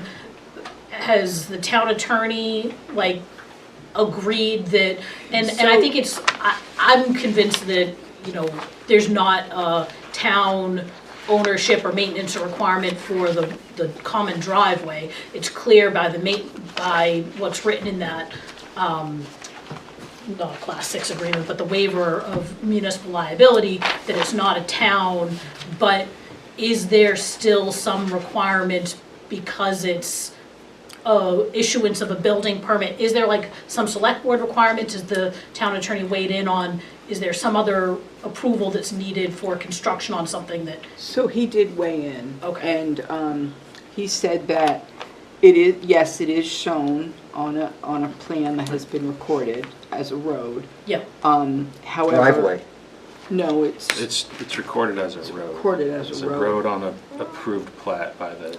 However, it was never completed and accepted. So he believes that two things that, and his memo wound up going around with those other papers, so somebody has that. That they would have to sign a liability waiver that the town would not be responsible for anything. But there's already a liability waiver that's been signed. We didn't have a copy of Okay. that, so we didn't know, but I don't know if there needs to be anything, because that was this different company than who owns it now. But it says heirs, successors, and assigns. True. So- Okay. Okay. It's recorded. So, the other thing, is it there? Yeah, that's your. Yeah. If I could just talk to that one point before we go on to the next. So we disagree that under the statute, there's any select board approval, because there is no acceptance or anything that's being proposed to be accepted. This is a driveway that was approved on your subdivision plan, and quite frankly, you've approved 3 site plans to use this common driveway without select board approval. One of them very specifically notes on the plan that one of the attorneys made this argument under 674-41, and one of those plans acknowledges that the planning board acknowledges that this was shown on a subdivision plan and they didn't need to go to the select board. And the other thing he advised that they do is to go before the selectmen so that they can approve building on a private road. Now, the others did not do that because no one is, it's my knowledge, no one is actually using that road to access their properties. Is that an ordinance that we have for permission to build on a private road from the Board of Selectmen? It's Even in an approved subdivision? It's defined by state statute. It's state And the statute. state statute says that you do not need to do that if you have a street on a subdivision plat that's approved by the planning board. It's RSA 674-41. But you just said it's not a street, it's a common, driveway. it's private. Yeah. So it talks about private roads as well in the state statute, and it says that if it's a private road, as long as the local planning board has issued building permits on the road, which, We don't Or the issue, street? that's incorrect statement. well, that's what the statute says. Well, the statute is incorrect. And then it says, as long as there's a liability waiver, which is already of record. So it's our position that building permits have already been issued. We have one of the owners that state they are using that common driveway. And from our position, I mean, quite frankly, it's been approved. And this is what the I think they're subdivision is. using the common driveway because they agreed to bring it up to town standards and make it a town road to that point, which apparently unnecessary, if all this information is true. Yeah, and I We think don't what, maintain any at parts least, in the Tower Lane though. You The don't im- plow or anything? the impression that I get is, just in looking at the original subdivision, there was nothing in the original subdivision that talked about ever bringing it before the selectmen and making it a town road.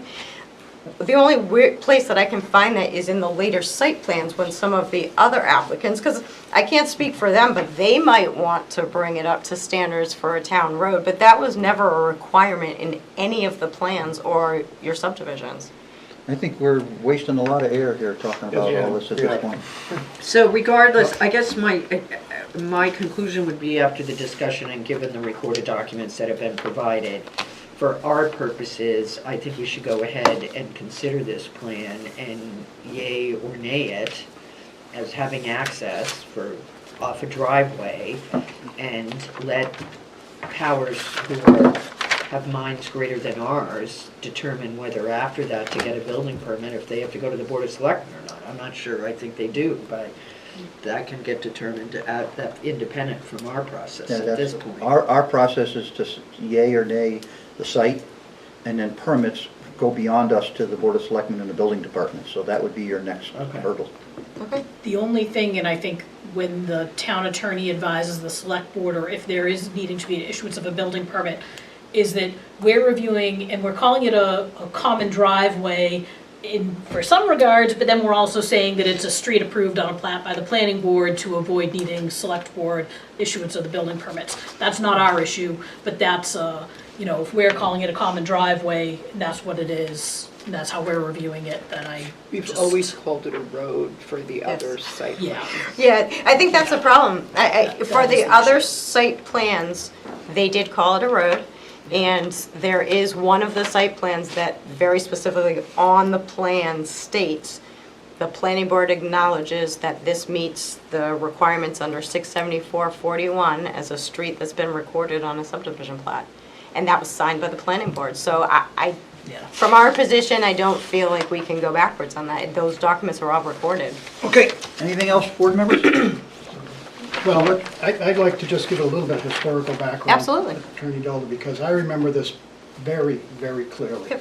Not because of my service on the planning board, but back then my service on the Conservation Commission. Okay. And the reason the road took such a serpentine pattern through there was to avoid wetlands. Okay. To get back to the back, and I think to put 2 additional lots back there, may have been 3, I don't remember exactly 3 back there. So I just give it some context. Sure. So I do remember it. Oh, that's good. Well, I thought there. But from a different approach. Yes, I've been before this board for a while, so I thought there might be some I remember commonality. that. I remember the site Who signed and it? walking in. Who was the chair that signed I it? don't know, it might have been me. Who was the chair that signed it back then? I couldn't make out the I think name. it was Georgantic, Dick? Richard Dick Georgantic. Jordan? It That's was when I first came on. 05. Yeah. that was Oh, yeah, before. that is what it is. That is who signed Blame it. it on Dick. Okay, so the matter of the road is, it's a legal opinion, they So provide I'm okay, documentation. go ahead. I'd put it- Yeah. We're not gonna consider any more discussion on this matter because, and whatever's happened prior to this is a matter for, not for us, it's old news. All right, well, with that, I'm going to let Trevor take over, because I think that was my only issue. Well, good job. Thank you. For the record, Trevor Yando with Meridian Land Services. What's your last name, Trevor? Yando, Yandow. Thank you. Acting as the site civil engineer on the project on behalf of the applicant. So I guess I'll just kind of briefly rehash what was kind of talked about in terms of the site that itself. We're looking at mainly one piece of property. We are accessing through a separate piece of property. So the portion where the building would be located is map 6161. It's 12.5 acres with a very large portion predominated by the existing wetland system, which we're avoiding any impact to as part of the development of this project. And then we are accessing that off the end of Tower Lane, common driveway, within an existing access easement. The driveway itself, shown from the end of Tower Lane to the property, is roughly 950 feet long. Is that classified as a joint shared driveway, or how are you classifying that? This Because it portion? accesses another parcel, This portion? before you come off of Tower Lane. So this driveway is located within an existing access easement specifically for the purpose of accessing these 3 parcels that are off. So it's a shared driveway? Correct, basically. yes. So if there was a future development on this lot, they would utilize or come off of. So 3 different lots can access that one driveway for 3 different projects? Correct. Thank you. Correct, yep. As far as the proposed use of the property, like Joanne had mentioned, it's a 15,200 square foot building with the primary portion shown in the rear here being 12,800 square feet of vehicle repair space. This would be kind of high bay warehouse overhead doors for vehicles to get in and out along the back of the building and the sides. And then the front portion is 2,400 square feet. That's mainly going to be office that would support the administrative and business operations, as well as a small area for like ancillary storage, and they do have some retail sales of like parts and equipment as well. As far as the parking and layout around the building. Site circulation was paramount because sometimes they bring in vehicles on, you know, lowboys, trailers, or the like. So, you know, accommodating for those large vehicles is why we have kind of a larger expansive pavement on the side and rear of the site, as well as 40-foot stalls along the rear of the site to store vehicles that are in the queue to be repaired and waiting for pickup, essentially. The rear of the site would be fenced in and locked during off hours for security purposes. As far as utilities, we would be connecting to the existing municipal water that Grassmere Water Precinct provides, Eversource Electric, private septic, and then there would be private liquid propane as well. As far as the stormwater component to the site, given our proximity to the existing wetland system, that was kind of a paramount piece of this project. We are going to be submitting for an alteration of terrain permit as well through DES. And we've achieved stormwater mitigation through 3 different ponds along the site, 2 in the front, 1 in the back.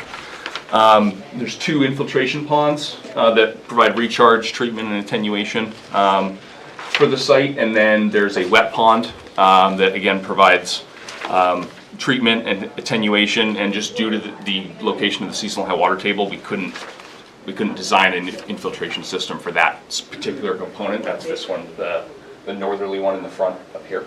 But through these 3 BMPs, we do achieve decreases in all the design storm events and adequate groundwater recharge and treatment as well.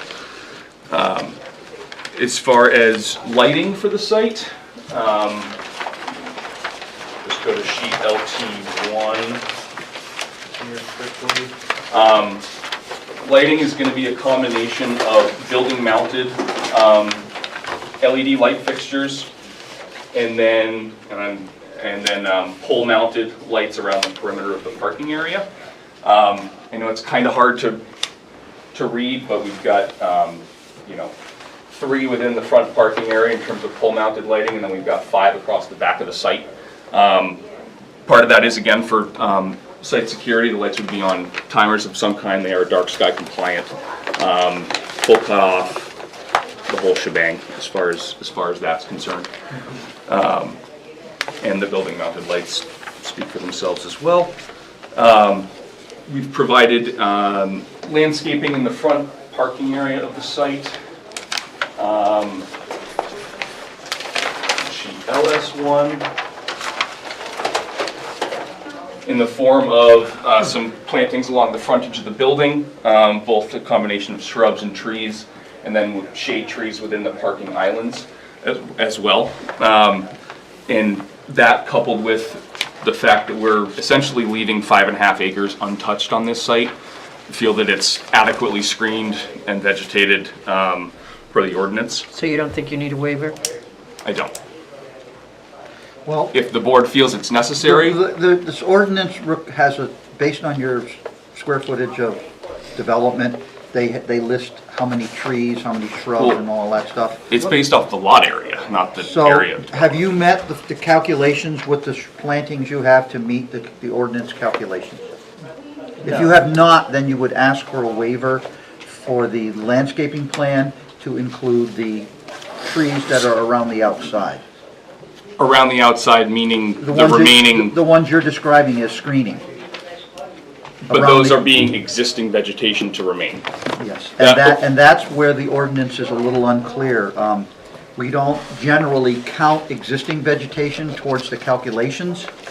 Okay. So if your calculations do not meet the requirement that you set, that we talked about for this site, then you would need to ask for a waiver for the landscaping standards. Okay. Which we will consider when you describe about the vegetation around the outside.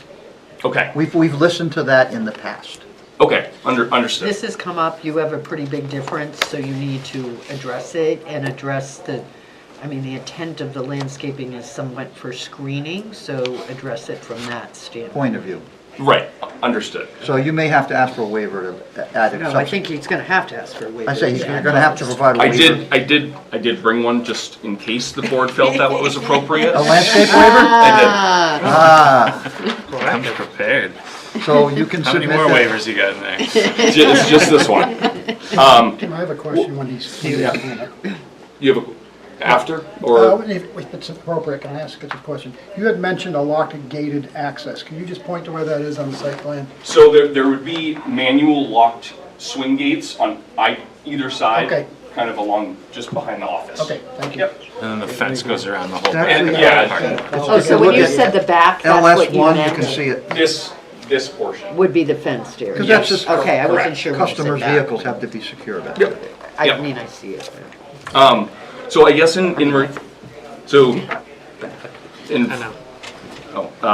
I guess in terms of the existing vegetation that we're leaving to remain, the total site area is 12.5 acres, and based on the requirements, we would need 110 trees and 220 shrubs on this site, because it's lot area, not development area. So you get a 100-acre piece, I guess, So you understand what we're talking about? yes, Good. yes. Just submit the waiver. Okay, and given that we are leaving 5.5 to 6 acres untouched in Yeah, but it terms could of, have no trees on it. It could be a field. it's not, it was all Well, I don't forest. know. You get to explain all this It's when you mostly explain your waiver. wetland. Yeah.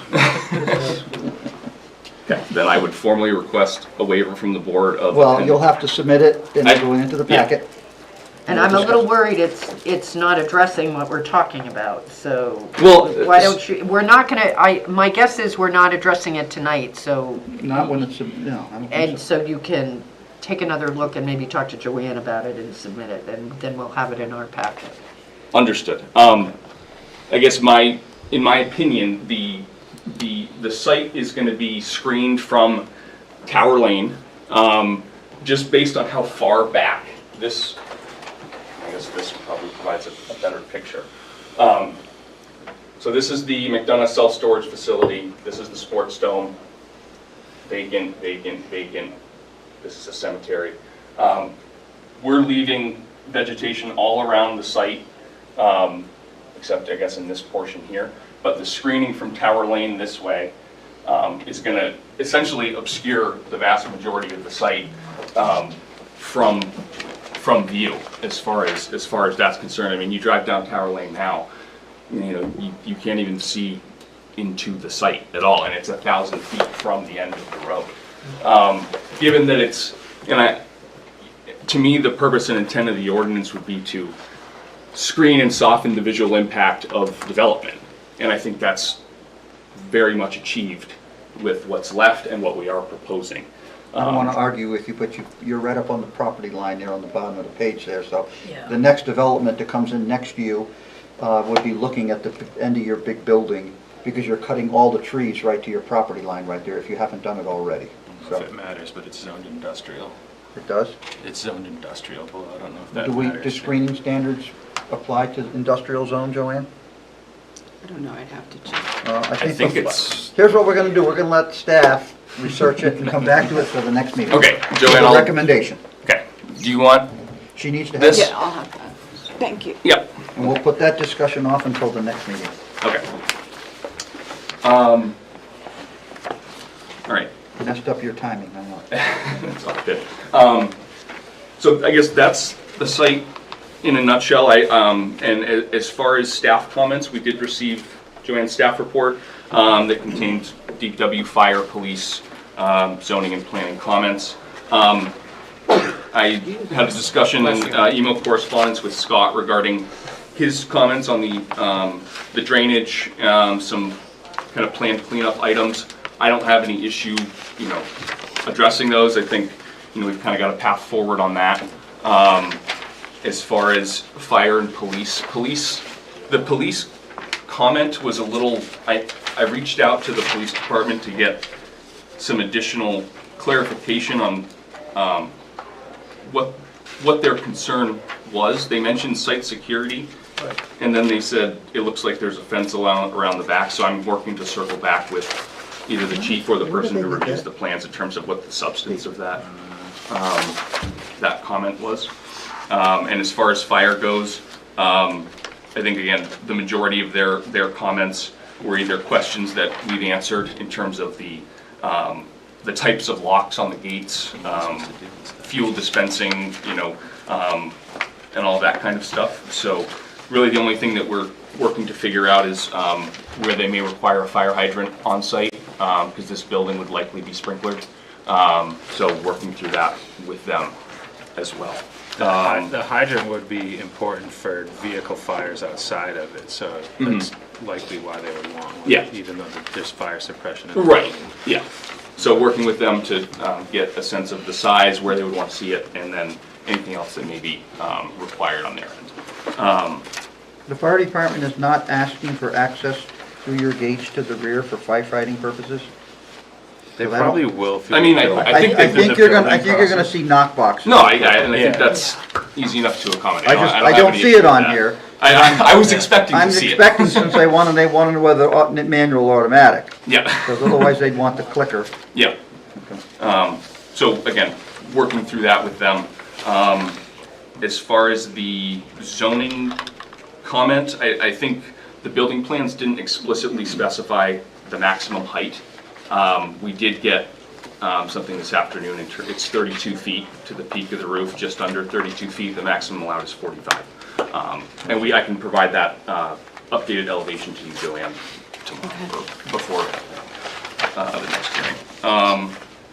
And I believe that's, and then the planning comment, number 4 was the big one, and I think we've at least brought that to a point where we've got a course of action for that. Asking for stormwater management? They included a stormwater report, is that what you're requesting? No, I mean like ongoing reports for the systems to make sure they're all functioning, usually That's part of, I requested the drainage and maintenance schedule, drainage and maintenance agreement. and What's the schedule? I didn't read that. Yeah, you wanted the operations and maintenance. yeah, so typically in those, so he's gonna provide what AOT requires, and within the thing says to like deliver it to the town when necessary, and There'll be like maintenance checklists and for Yeah. each of the different BMPs in terms of what's needed. Do we have for a the- stormwater report? Yep. Okay. Did we ask for a traffic report on this project? We got a memo. And what is in that one? Because the memo, I believe, is in your packet. Since I don't read it, you can explain it to me. That's- So, the biggest thing I got out of the memo was, that's not the right one, was Is it just trip projection? it's just trip Right. projection. I think it was 42 or something. 100. No, it was a lot higher, but they 112 used days. ITE, Yeah. and the ITE for the retail portion, I think it was the retail portion. It's high. that Jumped It's it up to very like high. 150 trips a day. 112. Yeah, and I don't think their retail, They're anticipating much less Yeah, than that, and I but kinda- that was, I mean, They have to state the maximum that could be. based I'm off sure. ITE, yeah. Right. I saw it in So here earlier. can I ask, because that was, one of my questions was just about the traffic, because aside from the retail being based on ITE, the other stuff was based on, the applicants, I guess. Is it a similar size facility in a nearby location? Is this something that's being, I'm just, because we're assuming, the number of trips per towing and vehicle drop-offs and road crew visits.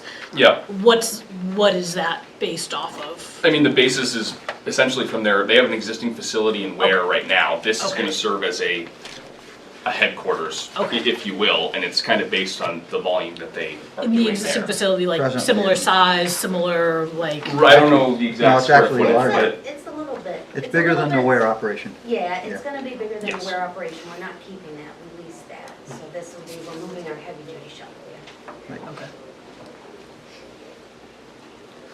Thank you.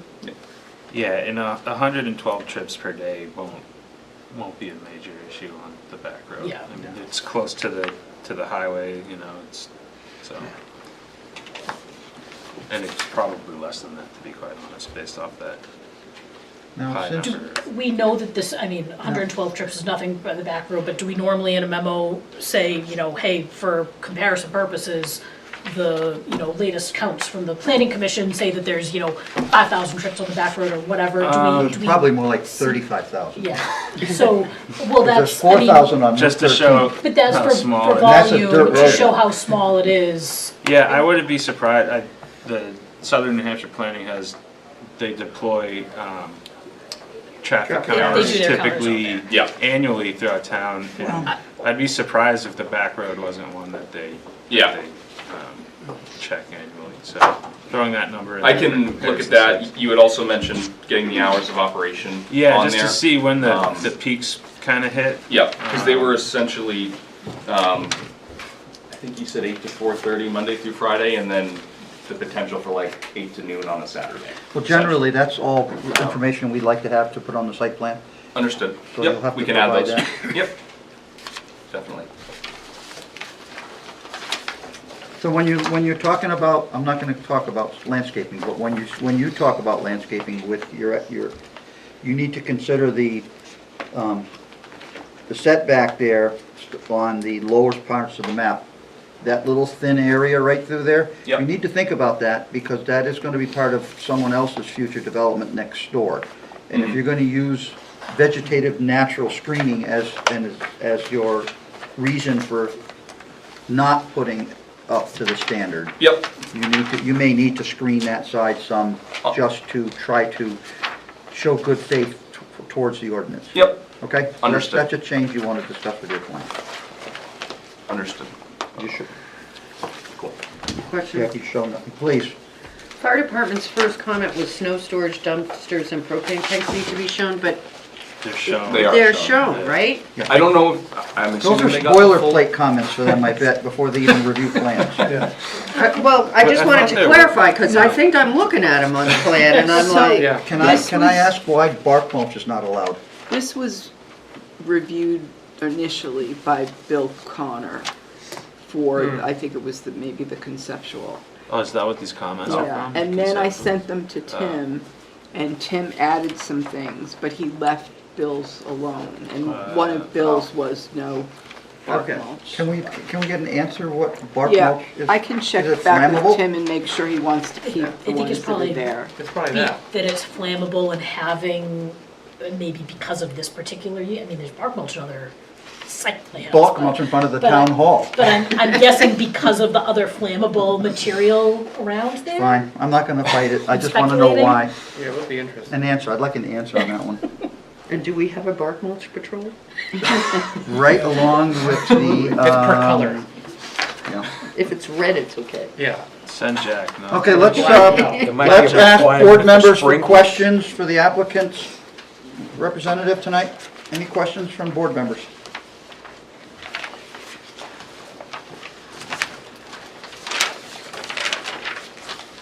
Hours of operation need to be shown described somewhere in your documents.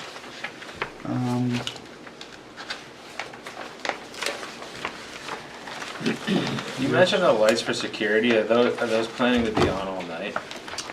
I don't know if it would be all night, and I don't know if you guys are still, If we're allowed to have them on all night, but I don't know. Just have to meet the ordinance so that Scott, that's all. Yeah. I don't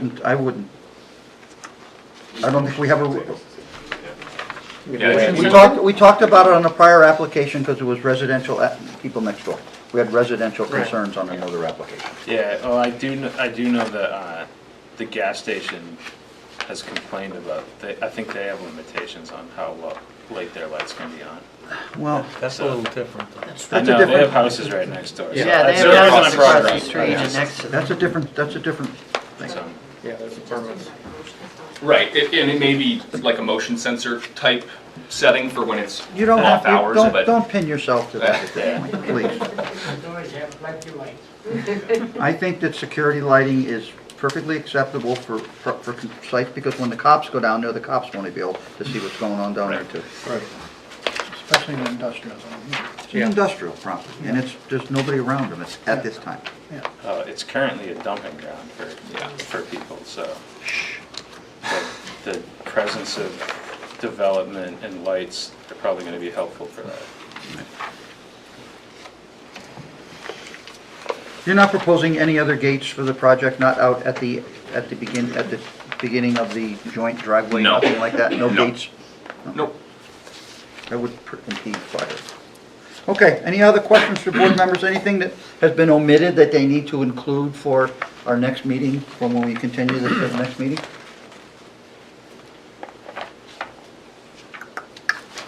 I think you put it pretty good. Is February 13th good for you? Oh, we really I have think to- so. Thursday? The only thing that I see that's a discussion matter is this landscaping waiver that you'll have to work on a little bit, and then bring that to the Understood. next meeting. Yep.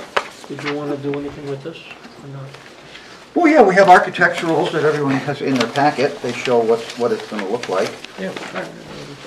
except the fence is not shown, but that's okay.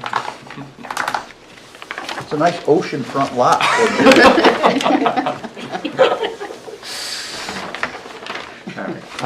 There was one question. We have a public hearing to open too yet, so that's not done yet. Place still?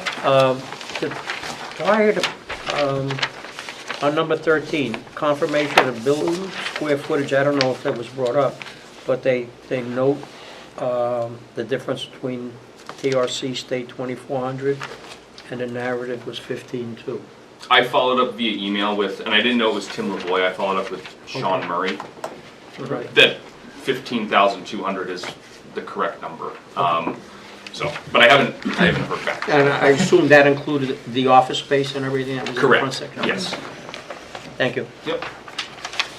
Oh, you can stay where you are. I'm gonna open the public hearing. If someone wants to speak, I'll kick you out of your chair. All right, at this time, we're gonna open the public hearing. If someone would like to speak, please come up and have you speak. Come on up. We need names for the record, sir. How you doing? My name's Jack, I'm the owner of the gas station. Oh, I remember you. Yep. Express. Jack. Hey, sir. For the record, I'd like to correct a couple of things, like Steve Silverbrook, the guy that used to own the whole properties, he passed away a few years ago. And he had a deal when he subdivided that lot with the town, and he have a bond, and the bond expires, supposed to finish that road, pave it, and give it away to the town. Didn't happen. The bond expired, everything disappeared. I got stuck in one of the properties, first owner on those properties. When I get the permit, they told me the road wouldn't cost me much money to improve, like do the improvement on Golftown Beck Road, about $50,000. Cost me $192,000. I swallowed it, the first one. Second of all, like the town posed for me that time, like one of the engineers sent us or something, to be on the site when we was building. Another more expensive, and then they took it off, then put it back in. They asked me to do a pond, like retention pond, for like the whole area. And I have to build first, I have to do it. After I built the pond, when we was build it, the engineering of the town, he decided to upside the pipe inside that pond. The pond crashed. I have to rebuild it and pay for it. It's not the point. It's already, I'm there, I'm doing business, I'm happy to be in this town, and everything is good. About a year and a half or 2 years ago, I was overseas on a trip. I got a phone call from the town. Little angry voice, I have to call the town. Somebody call and complain about my property. I call and I talk to the person that called me, and they said the neighbor's complaining about some waters from a road that you done going in his property, in his driveway, and destroy it. You need to fix it. I asked that time the engineer, I said, please bring the plant with you and we'll come and talk. If I'm in default, I'll be more than happy to fix it. But if I'm not gonna fix it anymore. I already spent lots of money in the town. And the only thing I get benefit of it, the police. I do my own dumpster, I don't have no high school, nothing. And I've no complaint. And I'm here, I'll support this project because as more people I have on the street, much safer for us and better for the economy and everything. But the only thing, I don't wanna be liable on stuff happen on Golftown Beck Road, or like even on Tower Lane. Because McDonald's family, when they built the storage, they have a letter, and the attorney wrote the letters, I believe his name John, the attorney, And I believe you guys have it in file. They're supposed to be responsible for plowing, maintaining the road, and from A to Z. Nothing happened. I went to talk to them once. They make a big deal. I don't want no headache. I walked back out. I even installed the sign, the Tower Lane sign, on the street right there. The sign disappeared about 6 months ago. I'm not gonna put it again because they were supposed to do it. I'm not gonna go tell them what they need to do. Their responsibility, but nobody cares. And that's why I'm a little worried about it in the future. That road, if it's destroyed, because I got promised by the town, when I spend all that money improvement, they're not gonna let any project anymore on that street without finishing the road and give it to the town. And nothing happened. The dome built, the storage built, then they have phase 2 built, and nothing happened. I talked to Zach, I called him when I found out about the situation because I did not get no notice or anything. I saw it on the ballot. And I called him, like I want him to be there. But in the same time, I don't want to keep my neck on the hook. That's all. I appreciate you listening to me, guys, and I'm sure like you know about the story from the past. And I don't know about the law. I'm not an attorney. I'm a business person. I like to move on, and if I could do anything to help them, I'll be more than happy. But I want to take my neck off the hook because sooner or later, somebody gonna slip, somebody gonna fall. I have school buses. They come on my property and turn over right there in case something happened. They're gonna come to every property owners right there. So maybe the town have to look on that part and see what they could do. I know you guys, you're handful in town, but that road, I got promised by the town, if you go to the minute, 2014, 2015, and I believe I renewed my plant in 2017. You guys could see all those things. That's what I'm saying. If you have any question, feel free anytime to ask me. Thank you again. Have a good Thank you, sir. Thank you.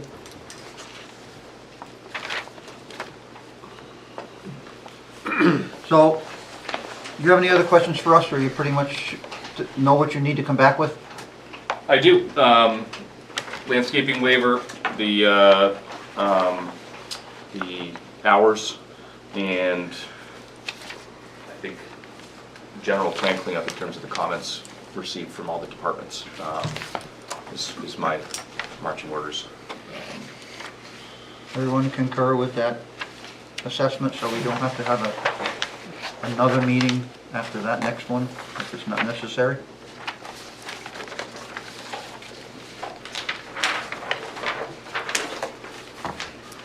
And then the statements by your attorney, are they verified at this point, Joanne, from our attorney? Not from our attorney, but all the documents that she's mentioned have been recorded several years ago. So we don't need an opinion from our attorney? I don't Recorded believe- documents speak for themselves? Correct. That one document that really changed everything was the document that we didn't have, and that clarifies. We don't need them to sign off on another liability waiver because we already have one. And the part about finishing the road, I mean, that's something, if that document says that every property owner needs to take liability of that road, I believe there should be a separate document that everybody's now agreeing to, and they sign off on it, because they haven't done anything. I think that document was from around 2005, and they haven't done anything except for what the gentleman who owns the gas station has done, and then they turned over responsibility of future maintenance and removing the snow to the self-storage facility, but I'm not sure if they're doing anything either. They were. This is hypothetical discussion. I don't want to have it at wording. I think my only question would be, is there any, do we have any responsibility or requirement to make sure that there is some sort of maintenance agreement between those private No. property owners? No, we do not. Okay, because It's not I think, it's an prior approved site plan. Conditions were set at that time. We are not going to go stick our fingers in that decision. I agree with that, but Joanne, maybe at a separate conversation when you have your free time, because I do remember what Mr. Nazar was talking about, with all sorts of stuff about bonds and the road, and I know somewhere in my planning board pile, which I try to keep low, I have kept a pile of Tower Lane stuff because of this issue, which comes up like every time we have, Right. it came up with the dome, it came up with the storage area, so, you know. The problem is that if you don't have some sort of an agreement amongst the property No, owners. I understand what the issues Right. is, but I'm a with little public more safety. concerned about the first private. part of the road by the gas station into the, Yeah. that there was, my recollection is there was something that was agreed to in regards Well- to that road at that point, and I'm just putting it out there. I know- Because I think the applicant's issue might be when they go for a building permit, it will be past us, but. I know that I had done that just a few years ago. I had done like a chronological order of the history of what went on with Tower Lane just from my research. And I have a copy of that on my Well, now you computer. need to add what you So know I'll- happened. yeah. Okay, all right, thank you. Well, I think it, without being involved directly in all their digging, it all goes back to the man who built that property in the first place and never wanted to spend the money to finish the road. And he is the source of all this problem. Mr. Nazar has spent money to comply with some DPW and directives to get the thing done. And if that was a miscalculation on someone's part, because we didn't have the information that was presented tonight about being a private driveway, I don't know what to say about that. It's, Scott and I met with him a few months ago. I think it was in the summertime. And Mr. Nazar? No, Mr. Silverberg, I was gonna say, I don't the know. owner. So what did A couple you, months ago. And the only thing we got out of him was I'm that not doing it. he said, I'm not spending I a already penny." knew that answer. So Yeah. that's a moot point. So I'm hoping that whoever develops the bottom half of that road, whoever the three landowners are that develop the bottom half of that road, will be able to somehow put together the funding to finish it, and maybe then the town would accept it if it was a town road. And that would make everybody happy, I'm sure, because I mean, the majority of the work is already done. The roughing, the graveling, the binder course, it's fixed the ditches and fixed the cracks and Yeah. top coat it. at Build this it to point. town standards. Well, it's already been built and inspected. It has? Yeah, well, Yes. It just was never finished, it was It was never never top top coated. coated. Okay. So the binder course Top is coated. Got it. distance Yeah, weathered got and it, cracked. so. and- It's been, the inspections have been done when it was going on. in So there. the procedural aspect has been Yeah. taken care of. I mean, it was So let's- years ago that all that Yeah. happened, but. Yeah. We'll just leave it to the landowners at the bottom three lots to try to come up with some kind of an idea to take care of it, because the road's not gonna last, and unfortunately, they're gonna have to fix it someday, so. And if it's fixed once and turned over to the town, then you don't have to fix it ever again. So, Are you recommending continuing to February 13th, Joanne? Yes.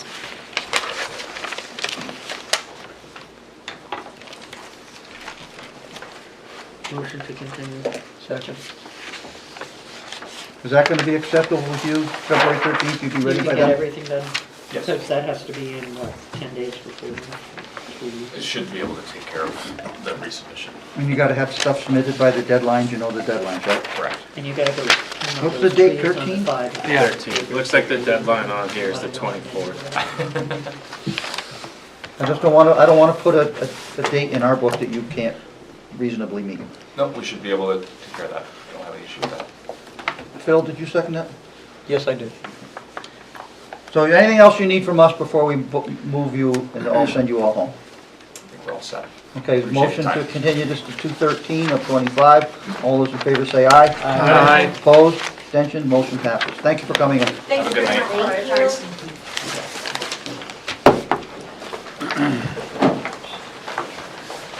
Mr. Neat, Mr. Silverberg.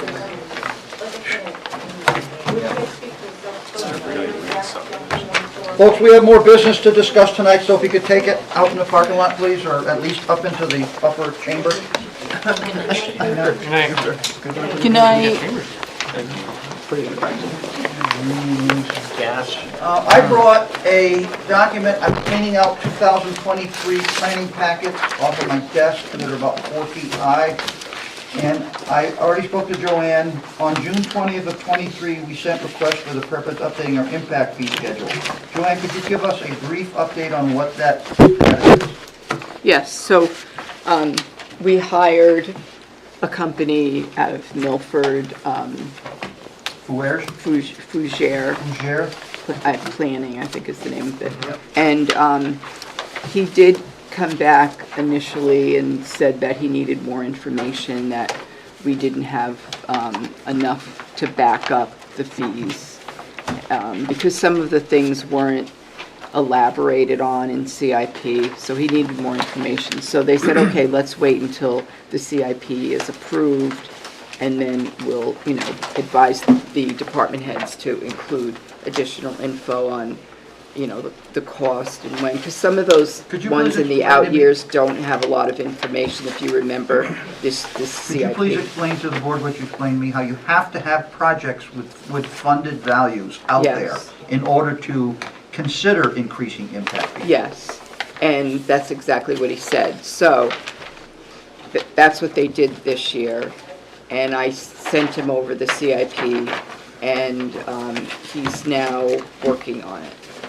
So some of the things like, say for instance, the pool, he had a question on, is the pool being sized for future years or just what we have now? We don't know those answers.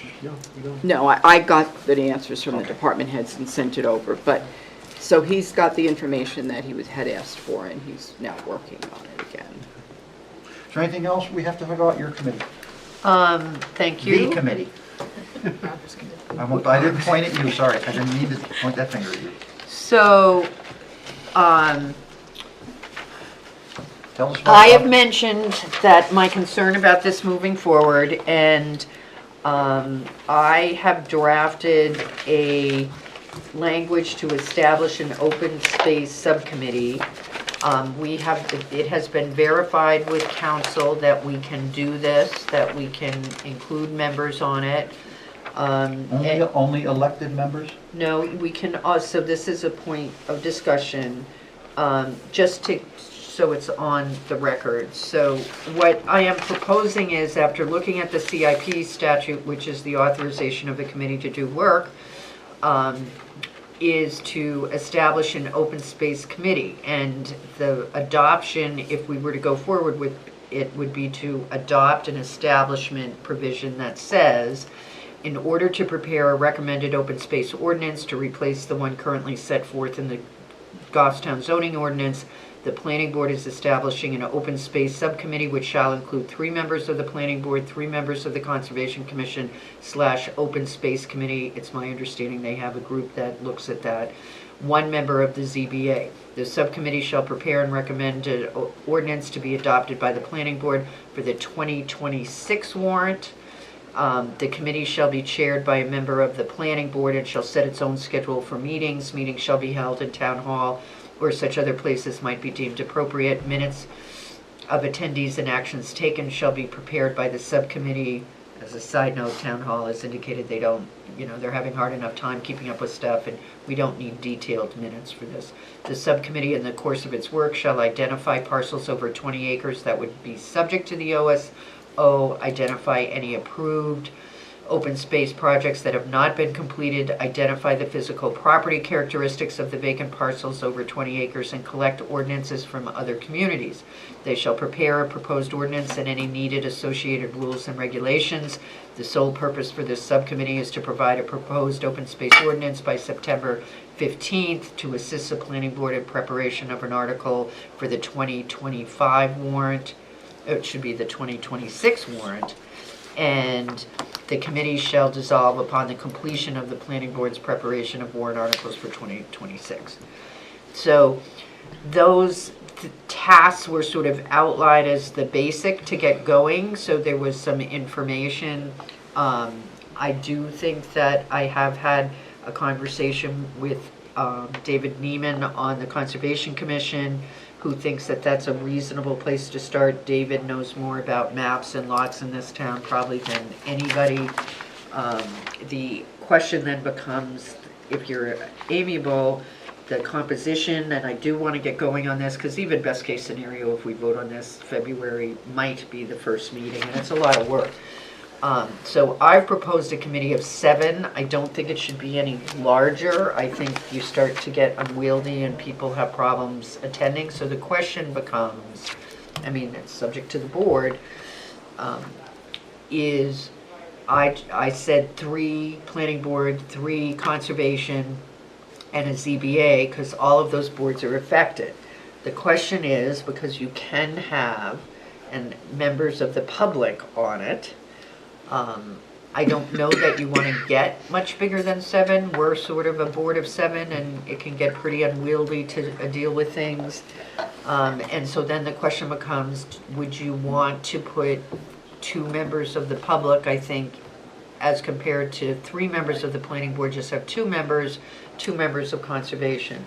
I think if you're going to have members of the public, then you need to sort of decide what your criteria is going to be, and now you have a waiting period so that volunteers can volunteer to be on it, and who is going to decide to be a member of the public, as compared to, because I've gone through all this, and that's like another month in this process, I'm anticipating that these would be pretty open meetings, and that public would be attending.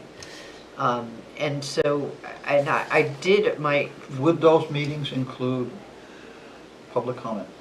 Well, I think you can set your own agenda. I mean, the Right. committee could set its own agenda, and I think it would. And every committee has working groups. You can have people work. My concern is that if I start picking people, do you need to, I mean the planning board. Does that mean you need to have somebody who's in an open space development now? Does it, or not, Yeah. or Someone one with, like, that's... background and like. I started to try to figure out how would you do this? Because But that starts to get into the work of the committee once it's established, right? The conservation is appointed, right, Carlos? Yes, Okay. yeah. By the board of selectmen? But I agree with the composition of the committee, Okay. proper for sure. And I'd personally like to see some members at large, community members at large. And I think we could swap out some of them to keep it. Well, 7 I mean, maybe. I think, but that's just what I'm talking about, Carlos. You run into a problem when you do that in regards to defining how you were going to select somebody with a lot of public interest. And I think that's why your meetings, keeping them open is, but anyways, that's sort of what I can. But at the same time, during the hearings, we heard people say, I'd like to help out with that. That makes a lot. I mean, I'd heard that from several people. And Well, I'd I like did to- too, but I heard it from more than one, and I know. What if we considered allowing the Conservation Commission to pick one at-large member to be of one of their 3, for instance, and the planning board could do the same thing as you suggest, but still limit it to the 7 numbers? Yeah, that was my point. Swap them out. That's. But that would become a No, I think planning- it's a planning board committee. I think you need to pick them, and. Well, the Concom could recommend a person to be a member of the committee. Whatever, but I think because I think when you go to conservation, you've got 3 people automatically who are gonna wanna be on it, and now, which one of those are you going to say are not gonna be on it? Are we gonna have a committee of 9 now, of 11? No. Even Many. 7 is a lot to me. 7 is a lot as it is. Especially when you're trying to get a consensus to come to an agreement. Unless you're just gonna use majority vote rules and then somebody goes away angry. And you're gonna try and get a majority to attend all the meetings. Yeah. Well, it doesn't have to be like 14 weeks of meetings, does it, Barbara? How many meetings would you suspect? Well, I mean, the committee is gonna have to deal with it. My guess is there, I mean, if you're talking about, David indicated to me, he looked at some of the ordinances.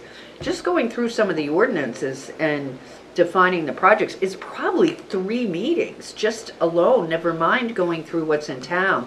I mean, if you figure the best case scenario, this committee is meeting in February, March, April, well, this is why I didn't, if we drag this out. It could this be is 2 years. It could be 2 years. No, this is exactly what was gonna happen. It's what's happened with the subdivision regs. It cannot happen.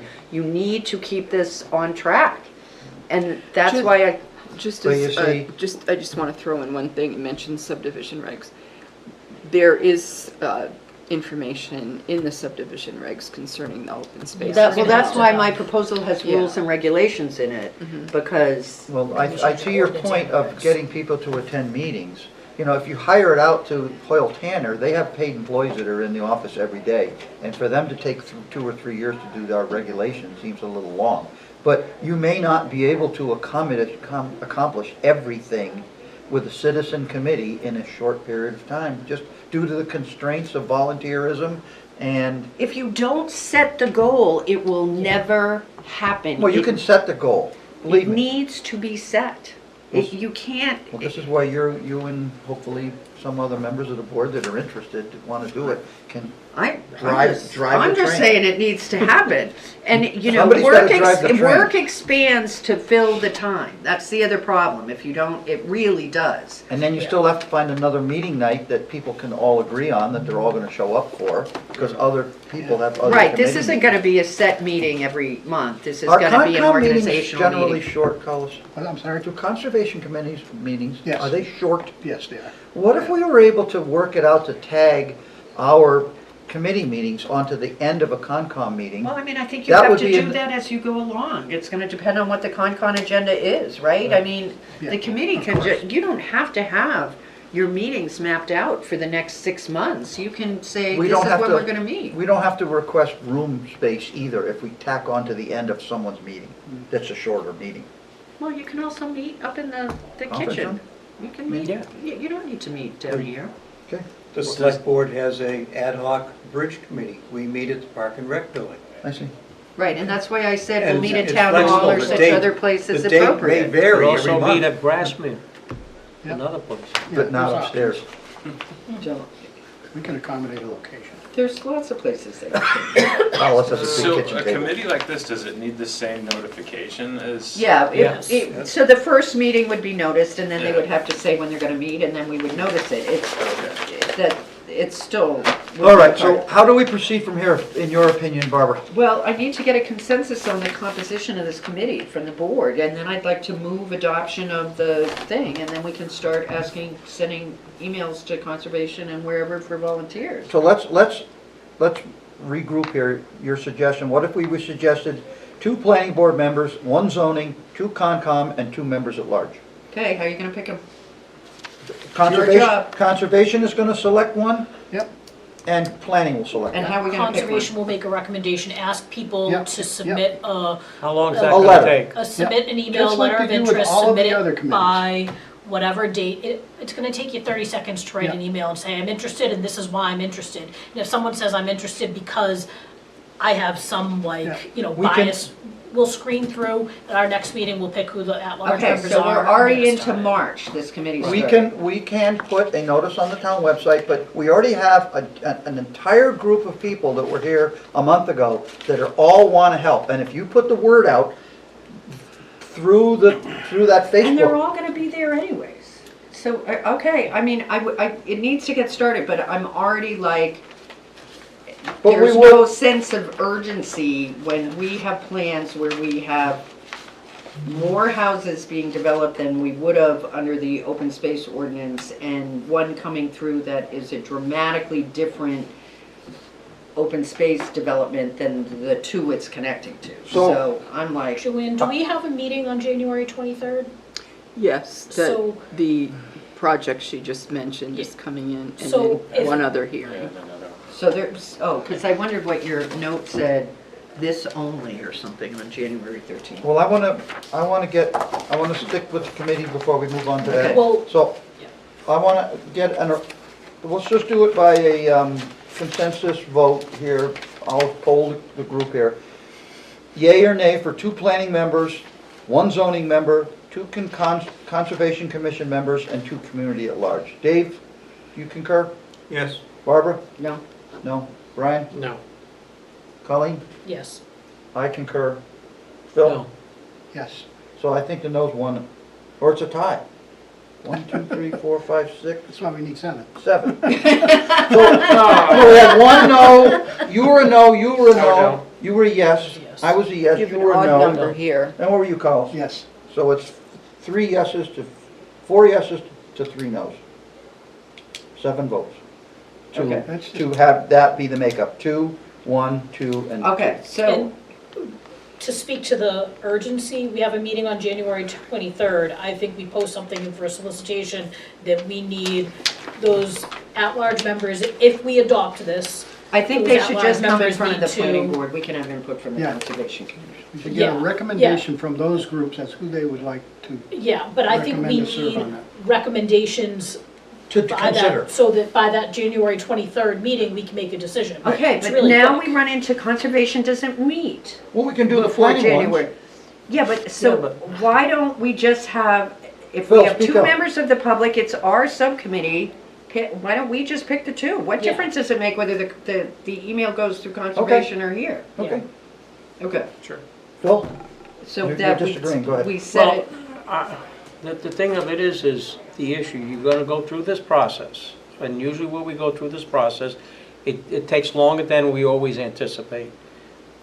Then, if you start with what was suggested, those people can hit the ground running. That's the way I look at it, because they're familiar with the issue. Well, we had a lot of people that spoke at the meeting here that all wanted to help out. And I thought that if you are gonna not include the public, then this is a working group. Every working group I've been involved in has members of the public helping out on stuff. We've already had a vote, we've already decided. I mean, this is why I just get so frustrated. It is 2 members of the planning board, 2 members of the conservation commission, 1 member of the zoning board, and 2 members at large selected by the planning board. perfect. Okay, so I would like to move to establish that with those changes, along with my typo correction for 26 and deleting the word program.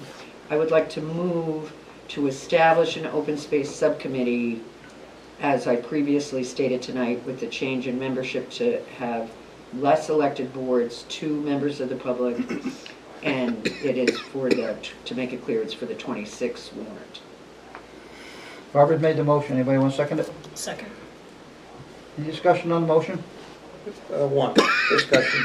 Barbara, near the bottom, you say, this committee will establish characteristics of vacant parcels over 20 acres.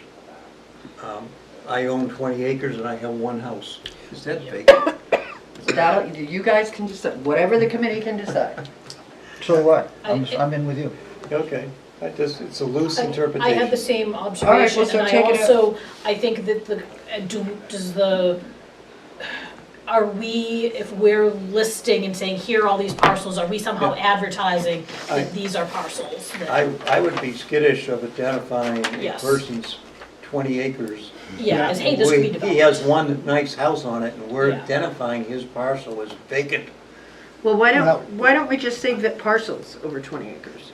Because those are the ones that are subject to the open space ordinance. Why don't we let the committee make those kind of Because if you Because- don't give the committee direction, Because you can't filibuster, Barbara, okay? I understand you're all cranked up on this, but how do we even know 20 is the right number? And it should be 20, should it be 20 contiguous buildable areas? Because we run into wetlands problems all the time on these open space subdivisions, and they're trying to squeeze things in around wetlands and stuff. So what numbers are we going to look at that are realistic? I think the problem is when you establish a committee to start this. I'm not saying that's the ending. Yeah. The current ordinance deals with the number 20. Right, Okay? yeah, So yeah. that's why I picked it. Okay. And there's nothing that says it should be 20, it should be 40, Yeah. it should be 2. But that's why I picked it, and I am fairly confident that the committee would have ready access to just sort of, how much land, how many parcels are we really talking Well- about? Where are they? What are the characteristics? That's a That- GIS experiment that shouldn't Huh? take long. That's a GIS Yeah. experiment that shouldn't take long. And I don't think that think necessarily it's- needs to be, I think we want to have an idea on what magnitude we're talking about, how many parcels could be and what are we, but I don't think that needs to be the key charge. I think there needs to be, yes, an idea on knowing what parcels are going to be impacted by this ordinance, but really the key is going to be making an ordinance that fits. So I don't know that I would necessarily have that GIS exercise as being a key component of this. I think that, that the committee, you know, will review and just, you know, And my point potential about, parcels. Colin, but- my point about the Yeah. GIS is it would identify whatever parcels Yeah. we come up Well, with, we size. the town GIS actually probably can't do it, but probably a member of conservation has got access to maps. that Didn't could we probably- do an open space thing at the end of Tenny Road? That wasn't 20 acres, was it? It was, I think over 10 you have the option.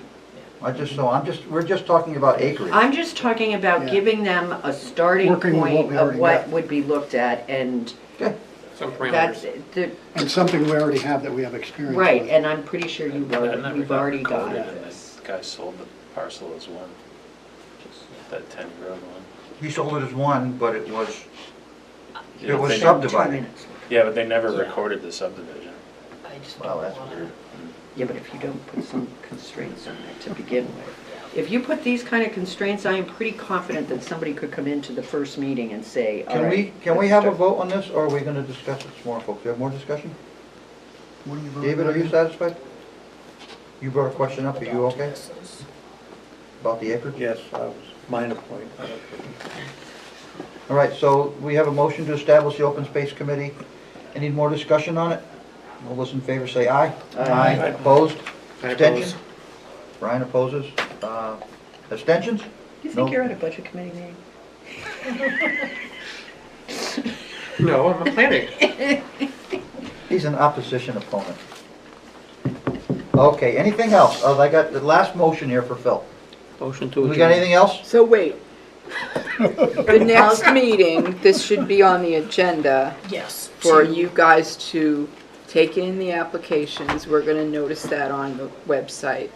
And also to pick your members who will be there, the public. We have to notify Concom and zoning too, because they have to Yes, appoint and members. I have that listed down here as one of the things to do. When does Um, conservation meet? So that's the problem too. They Yeah, don't, that's zoning why we're doesn't meet picking, until that's why we're picking the members of the February. public, Yeah. because conservation And is a meeting. Conservation meets at the end of the month. I think if we Well, have the pick fourth our Wednesday. at-large members on the 23rd. That's all we need to And then worry that's about. all we need to worry about. And then we'll wait for zoning and conscom to tell us their members. And then as soon as we have those folks, we'll have a meeting. Okay. That's fine. Does that address the Fine. concern? You do have to, the members that they bring to you, the public members, you No, would. we're soliciting the public members. That's, we've changed, in the discussion, because of the conservation issue, it's our committee, we're gonna appoint 2 members of the public. It's 2 Oh, planning, okay. 2 conservation, Okay, selected by 1 planning board. I ZB, have 2 that. members at large. Okay. So we need you, Joanne or Patty, to put it out there to the public that we're looking for 2 at-large members to submit a statement of interest, an email of interest to you, and, you know, just why. Well, it's a or- volunteer form yeah. that's on the website. Oh, okay, yeah. There's submit a a form. volunteer Maybe Carlos could reach out to Conservation Commission members, and they may have already decided who wants to be on it, and they could just let us know that night. I'm pretty sure that it won't take them long to figure it out. We'll meet the fourth Wednesday. I mean, prior, without having an official meeting. Yeah. Okay. Okay. What else? I think that's it. Motion to adjourn. 9:30, that was my Second. prediction. You didn't oppose that one, Brian? I did not oppose that. I'm done. Okay, there's a motion to adjourn, and all in favor say aye. Aye. Opposed? Abstention? Motion passes. I just don't want to. Thank you, GTV, we are adjourned.